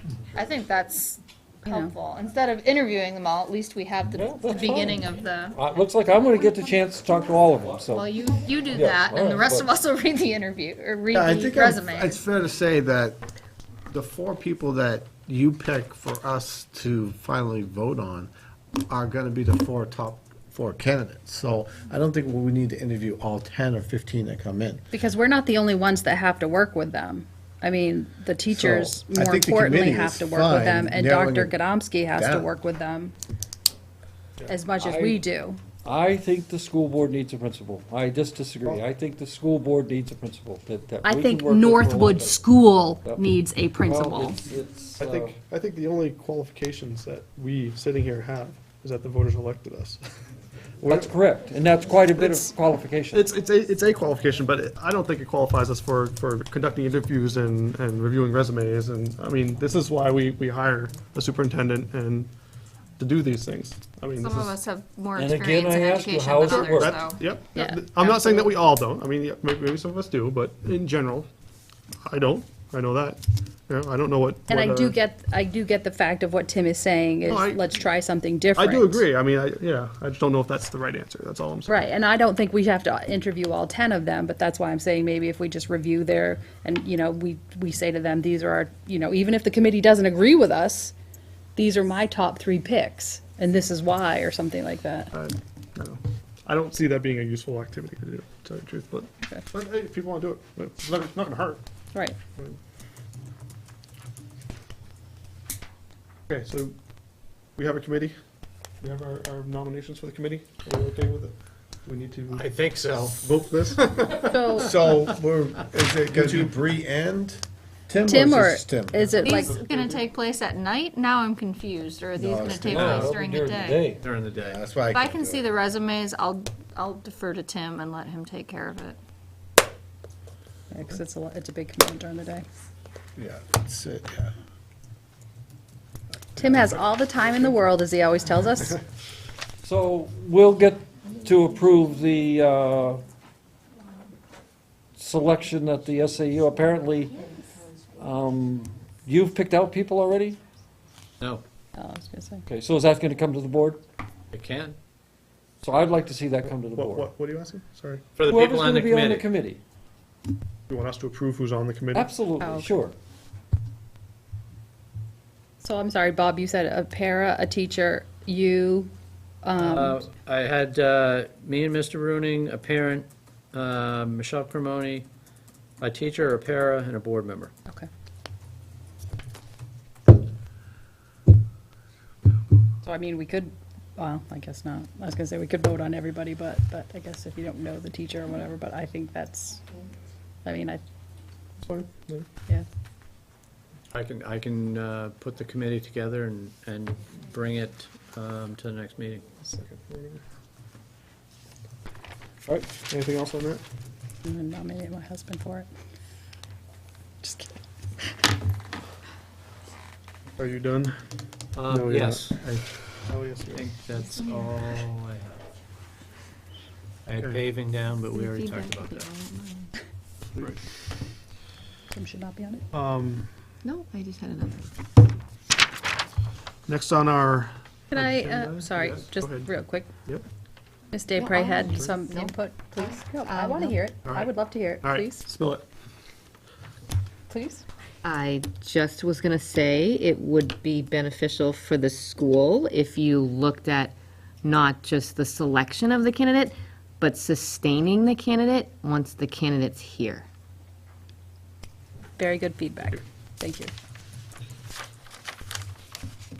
Short-term. And you're right. Short-term goals discussion. I'm not sure what this was meant to be. I think it's supposed to be put on last week. There was a discussion at the last board meeting about wanting short-term goals on this agenda. Short-term goal. I think it had to do with the follow-up from our, Yeah. Work session. thank you, work session. session. One follow-up But on those. there was, it was like, our short-term goals were like our long-term objectives or something like that. I remember it's exactly what was said. I know I brought it up at the last meeting, and I know you weren't here, Keith, so I was hoping you would see it in the minutes. So what I brought up is that we had a meeting, the five of us, and we discussed a whole lot of things. And I think we certainly agreed on certain items at that meeting that needed to be addressed in the near future. So now we're 1, 2, 3 meetings out from them. And so when are we going to address those, So- when are we going to discuss those further, and what are we going to do about them? And it's late tonight, it's Yeah. almost 10 o'clock, but I'm just saying, we need to, if we really want to make a difference, this board wants to make a difference, we address some problem areas that we need to look at, and so when are we going to start working on those? That's all I'm asking. So to write it down, formalize it. Hey, these are our, Well, not only our goals, there were some issues with a whole lot of things. We could go back through it if you want. A lot of them are in the minutes, or just think about it. I think that well, I guess, what do you see as the end result of this? A discussion, a document? I don't know, like, that is for the me, simplest question you've ever asked me. A better educated student. That's No, all I I'm get here that. for. But you're saying out of this discussion, like out of this agenda item, what is our end I result? think that we addressed things, I brought up 14. Yeah. I still have my notes. And some of them you guys agreed with and some of you didn't, and that's fine. But the ones that we agree with, I think we need to formalize Okay. and address them. We talking about it Right. gets nothing done. Right. like You know, setting up a I've been talking for communication, 5 like that years. communication that's different than the communication committee that we were on, but communicating, setting up a date to communicate, or, to sit down and Well, talk I was thinking with. for the office hours. Where somebody just Oh. sits in a conference room and people can stop by and talk or whatever. Well, but setting up like, a time to meet with the teachers and the paras and things like Yep, that, because we yep. had said, communication needs to be more open and things like that, but setting like a goal, okay, we're gonna do this, Once a month or something. yeah, something like that. You guys want to do that tonight? Well, I don't know if we can set it up without, putting it out there as to when they can meet too, or whatever, but, No, we can do what we can do. yeah. I mean, I enumerate action items, right, for what we, what our goals are and what our issues are and how to resolve them. I mean, some of them may be setting up meetings, some may not be, right? Yeah. Personally, rather just put this off for a little bit, just 'cause I'm tired, but. I don't think tonight is the night. We're all Yeah, tired. It's 10 yeah. o'clock, but I I'm on think vacation tomorrow, so we can go all night. at Some of some us point, aren't. we have to. Yeah, no, you're right. We need to make actionable Yes. things. That's why I'm trying Yeah. to ask you what. I what we'd be think we doing. spent an entire year last year and did nothing. So it's time we did something. I don't mean you, the school board. Thank you. I All right, didn't, that so- wasn't directed at you at all. This is all fine and dandy, but what's the end state? Like, you always say, a better educated student. That's ultimately our goal, but, I mean, we need victory, right? We need an end victory, but what's our victory? Is it a budget passed? Is it a curriculum director? What is it? Is it better communication so we get the budget passed? I mean, we. Yeah, I was just gonna say So- all of the above. I mean, these are things that we have to work together. They're all together to me. They're all things that have to mesh together to get that budget passed, to, you know, to So let's pick the on word out. curriculum. I think that all five of us, Agreed. each in a different way, but all five of us had on our list curriculum. Okay, so so let's pick on that. So part of my wanting you to compare the default budget to the proposed budget is to realize that there is some money in there. So if we want a 2/5 curriculum director, how are we going to do that? It takes money, so where's that money going to come from? We can't have a full-time curriculum director, but we can have a 2/5. But we are going to have to look at the budget, figure out, and how much money is that? I forget, 27,000 or something. And how are we going to facilitate that? So I'm in favor of trying curriculum. I'm not on board with the full-time curriculum director yet until I see what it entails. But I am on board with the part-time just to see what the school would get out of that. And we can legally do that. And we can, and I understand that, but I think we saw the part-time curriculum director, and even though we said, we know this is a big thing and we don't want this to happen, what happened? There's a list this big that we want to see completed, and she brought forward, and this is the size of the list that needs to get done, and this is the amount of time that we're giving them to get it done in. That's the problem. All right, so let's not talk about curriculum anymore. No, that's not what I'm saying at all. I'm the one that pushed for that 2/3 or whatever it was. 2/5. 2/5, sorry. So what are you trying to say? I don't understand what you're I trying to didn't get at. either. Because when we sat here as a board and said, yes, let's do the 2/5, but we said to Bob, make sure this person understands, you know, that it's only a 2/5 position and all of this. But what did she bring to us? She brought us a full-time curriculum director list of things that need to be done in this school. Audit. Right, but that's, okay. So we still have that audit? Yeah. Absolutely. Yeah, I Yeah, we mean, got a big So binder. if we have the position now, we say, get cracking, here's a list.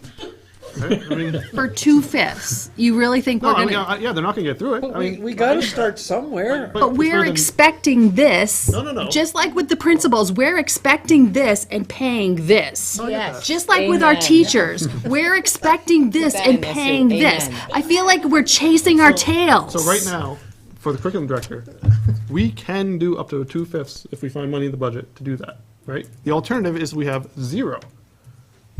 So let's do it, right? I mean, I'm the one that sat there and was the biggest proponent of it the last time. I just feel like it was with me. because I feel like it was a failure because I feel like the 2/5 is not enough for the whole job. Doesn't matter. We can't do anything more than that for this year. Right, but are we setting ourselves up for failure again? I Are we think you just setting have to be a ourselves? realist Right, on we what just you have to can set get our done. expectations right. And I mean, that's what, If you've got a yeah. 2/5 a position, you can get 2/5 done. I Right. mean, that's the reality of it. No, I'm totally, yeah, okay, I guess I see where you're coming at. I think we have to adjust our expectations to this, yes. I mean, we're gonna have a 2/5 person, it's not gonna be a full curriculum overview revised. I mean, it's a multi-year process anyway. It's If you not something have that happens. audit, all you have to do is say, here's a full-time curriculum director. Take out 2/5 of the things that you think are the most important priorities and do We'll those. just, yeah, we'll start at the top, pick the most important ones and start, and we'll get to what we get to. It was a good base set with, I mean, she was here a couple of months. It was a good base set with, in terms of an audit And of the granted, she what was we have only in here a place. couple of months, too. Right. So if we have 2/5 for the whole year, I mean, we can. If we can and- find somebody. And, well, okay, so we get the 2/5 for curriculum director, and we augment it with stipends for teachers to do curriculum development where we can. I mean, we can make some And progress. I understand that, but then you're pulling those teachers out of classrooms, which is where they need to be also. That's my biggest thing. I'm right there with Tim with the pulling those teachers out. As long as it's extra Right. the and extra- in the afternoon Right. or during that period when that Dr. Godomsky was talking about at the end of the school year, when because of no snow days. I really think we're pulling teachers out way too much. No, out of yeah, classrooms. I'm with you. When I said that, I meant for Yes, for okay, extra good. afterwards. I Yes, wasn't so talking if about they that. want the stipends, because what you're talking about out of classrooms is during working hours. Right. So they shouldn't get a stipend, but if we do stipends, that should be over and above working hours. Absolutely. I just wanted to mention, one of the things you guys should realize is bringing in a 2/5 curriculum director, as we saw happen this year, it would be a great benefit, but there is support that person's going to need that's going to come from people internally. I know Donna Turco, as a reading specialist, spent a huge amount of time transitioning this woman into the system, getting her up to speed on where we were with our reading curriculum, where are we with our math, where are we with this, where are we with that. So there is, if you're looking at stipends or you're looking at the additional add-on, there is going to be work that a couple of people in-house are going to be needing to do to allow this person to get in comfortably, get sort of a base knowledge, get connected with people, and then get on a pathway where they know where to find certain pieces of information or who to talk to about certain areas of curriculum. And that's why I wonder, and I want a curriculum director, and even if it is 2/5, but that's why I wonder, is it worth it? What's the alternative? I guess. That's what I'm Right. saying. The alternative is nothing. Right. And when we get into the budgeting process, if you want to call curriculum director, then you have to figure out where you're going to get the money. Because it isn't going to get approved, just a curriculum director. You've got to show, eliminate a teacher, for instance, in exchange for a curriculum director. Is that worth it? I don't know. But to say, I want all 37 teachers, plus a curriculum director, plus an athletic director, plus a math tutor, it ain't gonna fly. I'm not gonna vote for it. I mean, it's not, in a school that has gone down over 100 kids in 5 years. So you've got to figure out Let's how to fix it, best but spend let's the not, money that we have. spend any money. So how to about fix this it. as an action item?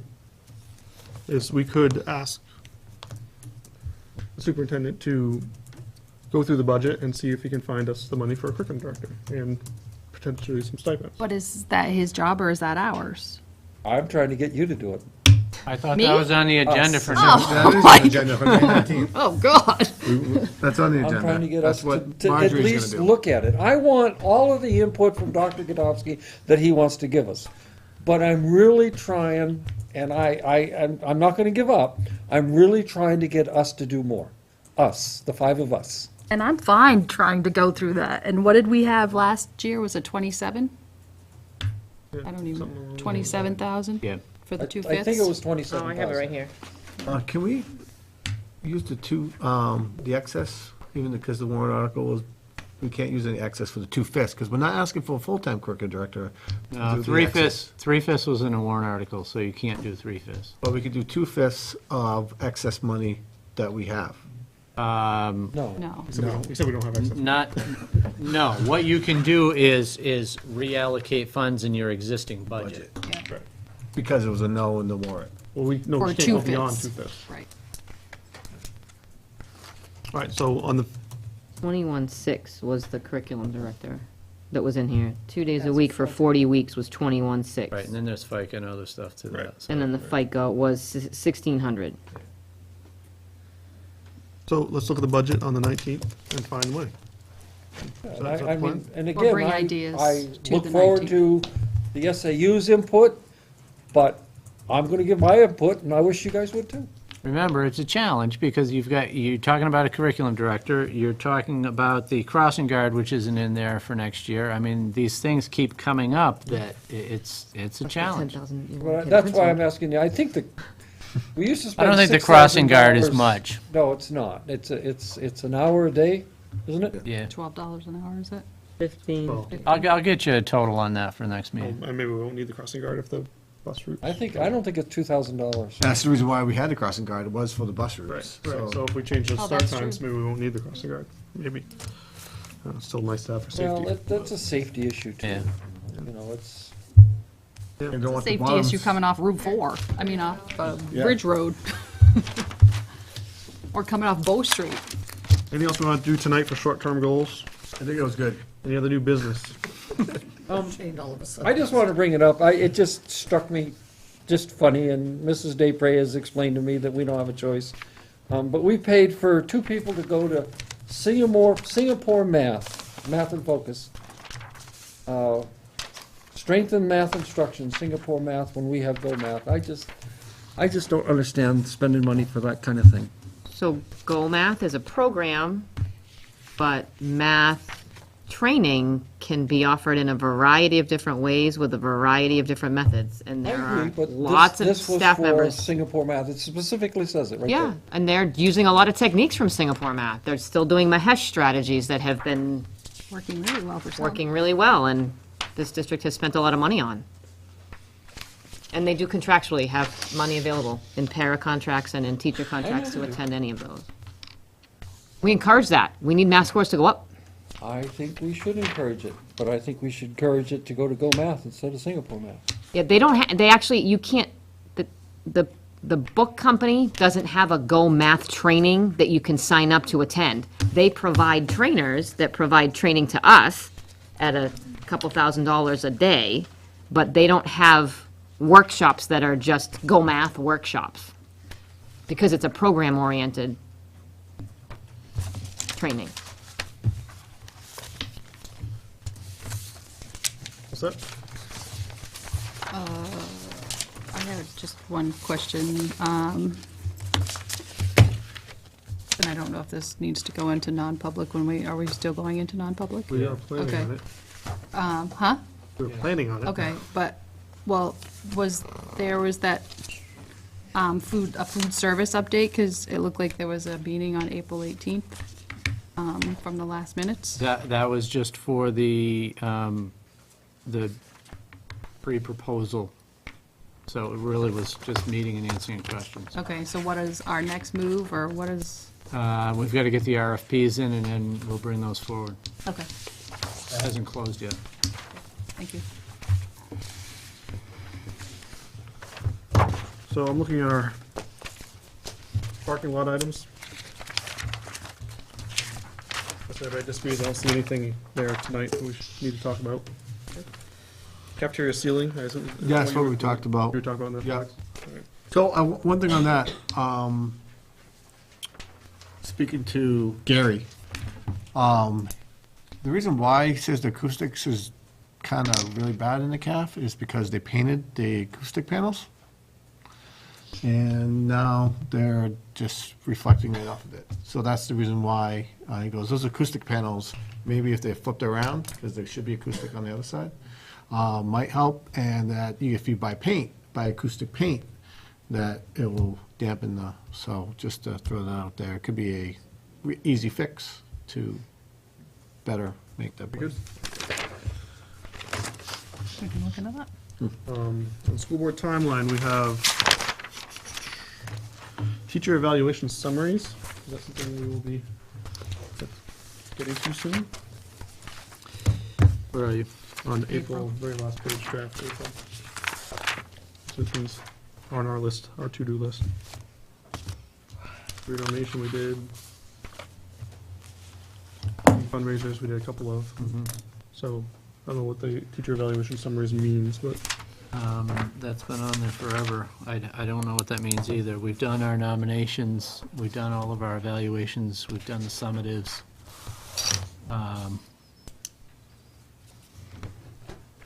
Summary is, I don't know what that means. That may come off.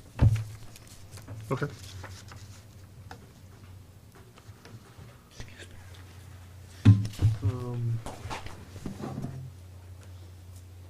Future meetings. You have committee reports on here twice. Yeah. Yeah, we're gonna leave it as J committee reports instead of putting it under superintendent's report. Okay. Regular board meeting, May 5th, 6:30 here. Joint board meeting, May 11th. Go to my, bring chips and salsa. Ooh. And then our next board meeting is on the 19th, which we already have a full agenda for. We should put the Co-Brown thing on there, so we all keep it in mind. The Co-Brown Joint Board. That's the May Of the 11th. 11th.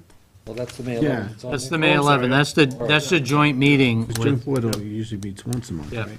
the joint board is on the 23rd. Yep. That's the joint meeting with CBNA. Bob, you What time still is have the RTI on the 19th, or is that agenda full already? Talked about that today, but is the agenda too full? I'll have to look at it when we get it together. Okay. I'd like the RTI to be on the 19th. That's our next meeting? No, 5th is the next meeting. It's going to be a busy meeting. 19th is 2 meetings away. I think RTI is something that we really need to look at or hear We've been, I about or mean, yeah, we whatever. have a presentation that we're just about finished with, that we're Okay. preparing to present. We We'll just have put one the more agenda meeting. together and see what it looks like. Okay, I think that's really important, so. The Any- CBNA thing is at 6? 6 o'clock. Yep. At Co-Brown, Yep, the library, I believe. yes. Is there any closing public comment? I think so. Sorry. Once again, I'm speaking as an employee of Northwood School, and I need to keep you here longer. I have 7 things. that You I'd need like some to microphone. do. We need to move a mic near you. Yeah, I have a torn left meniscus, so if you could just. We can hear you. Can you just put on stand? Yeah.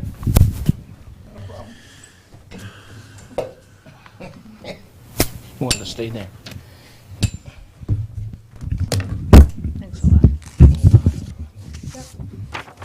Next year will be my 10th year at Northwood School, and this is something that you could not consider for next year's school budget, but this is something that I would like you to consider for the following year's school budget. I met the social worker from Allenstown School a number of years ago, and with all of the social problems that are going on in schools in the year 2016 and have been going on for many years, I would like you to consider employing a social worker at Northwood School. I got in touch with Irv Richardson at NEA New Hampshire. He is the coordinator for public education and school support. And he had Tammy Davis, who's the person that's the coordinator of information technology and research, to get some information for me. I asked him, I said in an email, "Hi Irv, do you know how many schools or school districts in New Hampshire employ a school social worker? I am thinking that there's a real need for Northwood School to put in a position like that in next year's budget." Probably not next year's, but it would have to be the following year. And he got back to me saying that Tammy has been researching your question about social workers. She found that 13 schools in 6 districts employ a total of 13 social workers. It may not be that cut and dry, though. There are 479 counselors employed in 263 schools in 107 districts. Some of these counselors may also do social work, and I'd be happy to share the emails with you. The other thing that I'm thinking of for, once again, not next year, but the following year, we have children that are coming up from a half-day kindergarten program, going into a full-day kindergarten program, a full-day first grade. The kindergartners currently have a full-time teacher, plus they have an academic aide. Our children are going up to a full day. And I think that it would be a huge support for our first grade teachers to have an academic aide. They have an adjustment to the full day. The children are coming in at different academic levels. Some of them are coming from the community preschools and kindergarten. Some of them are coming with no preschool experience at all. And they come in at the different academic levels, and I think that this would be a huge help for our first grade teachers based upon the fact that we have a half-day kindergarten program. Let's see. I want to say that Fred's been my plumber since 2000, and keep trying to contact him. He does good work. Sometimes it just takes a while for him to get back to you. Who? Fred Bassett. I'd like to thank Keith for bringing up the fact that if we work on the cafeteria, it's going to make it quieter for our students. It's not the best environment for them having their school lunch. And the other thing that I would like you to consider, if you have money in your budget, is to have round tables in that cafeteria. I think that would make it much more conducive to the students when they are having their lunches, as opposed to our rectangular tables where they have to really speak very loudly to their classmates. When you were talking about the new start time, I know that you've passed it, but I'm wondering, have you thought about the darkness that these children are going to be arriving at school during our long winter days? The other thing is, currently, students are dropped off 7:20, 7:25. They have to congregate in the lobby until somebody comes down to get them at 7:30 to bring them down to the cafeteria. What time are these students going to be arriving now to have their breakfast? As far as the curriculum director is concerned, I think it's a great idea. We've done a really wonderful job with RTI in the area of reading. I think that it would really be wonderful for the curriculum director to think about math. We do not have a math specialist. We have a reading specialist. So I think that it would be a really good idea to have that person concentrate on math. And I have one last thing, and I'll thank you for your patience. As far as Singapore math is concerned, it is not a program, it is a philosophy, and many of the techniques of Singapore math are incorporated into many of the programs. And I was one of the people that attended that workshop, along with Joanne Statler-Fuller. We learned an awful lot. The two of us work with first graders in math. I know that Joanne works with students in other grades. We learned a lot, and I think that it's really helped us with our work with the students that are struggling in mathematics. So I just want to reemphasize that Singapore math is not a program. It is a philosophy, and you learn techniques that are used in many of the programs. I thank you for your time, and I thank you for your patience, and I'm an educator of 34 years, and I like to share my knowledge with people like you, only for the betterment of Northwood School and the students that come here. Thank you. Any other public comment? Joe, do you want to refute the odd duck stuff, or? No, I agree with him. Okay. I take it as a compliment. You should. All right, we will close our public comment period then. We do have a non-public session to go into. Before we do, I just want to have a little quick discussion about non-public. I've been reading up on the laws and the legal recommendations. I think we got to keep our non-publics really focused on what we're going in for the non-public for. I mean, there are certain exemptions in law that allow us to go into non-public. We need to stick to those, get it done, and get out. Just to leave ourselves, we don't want to run afoul of any laws. The other thing I want to say about it is that it really is imperative that the information that we hear in non-public, for all of us that are going to be in it, does not leave the room. I mean, the reason we have non-public is so that we can get information to do our jobs, either bring up or to give information. And it's a non-public because it could be hurtful to the school or the staff when things like that come up.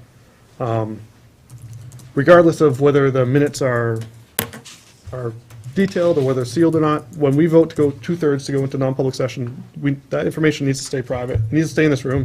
I mean, you can't talk about it outside.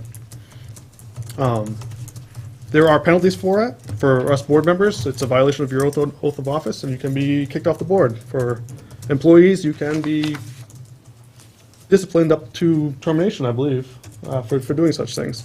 I think our non-public discipline needs to be a lot better, and I really want to hear everybody's personal word, at least, that we are going to stick to this, and that you understand the reasons we're going there, you understand the consequences, and you give me your personal word that you will not be taking any of this information outside this room.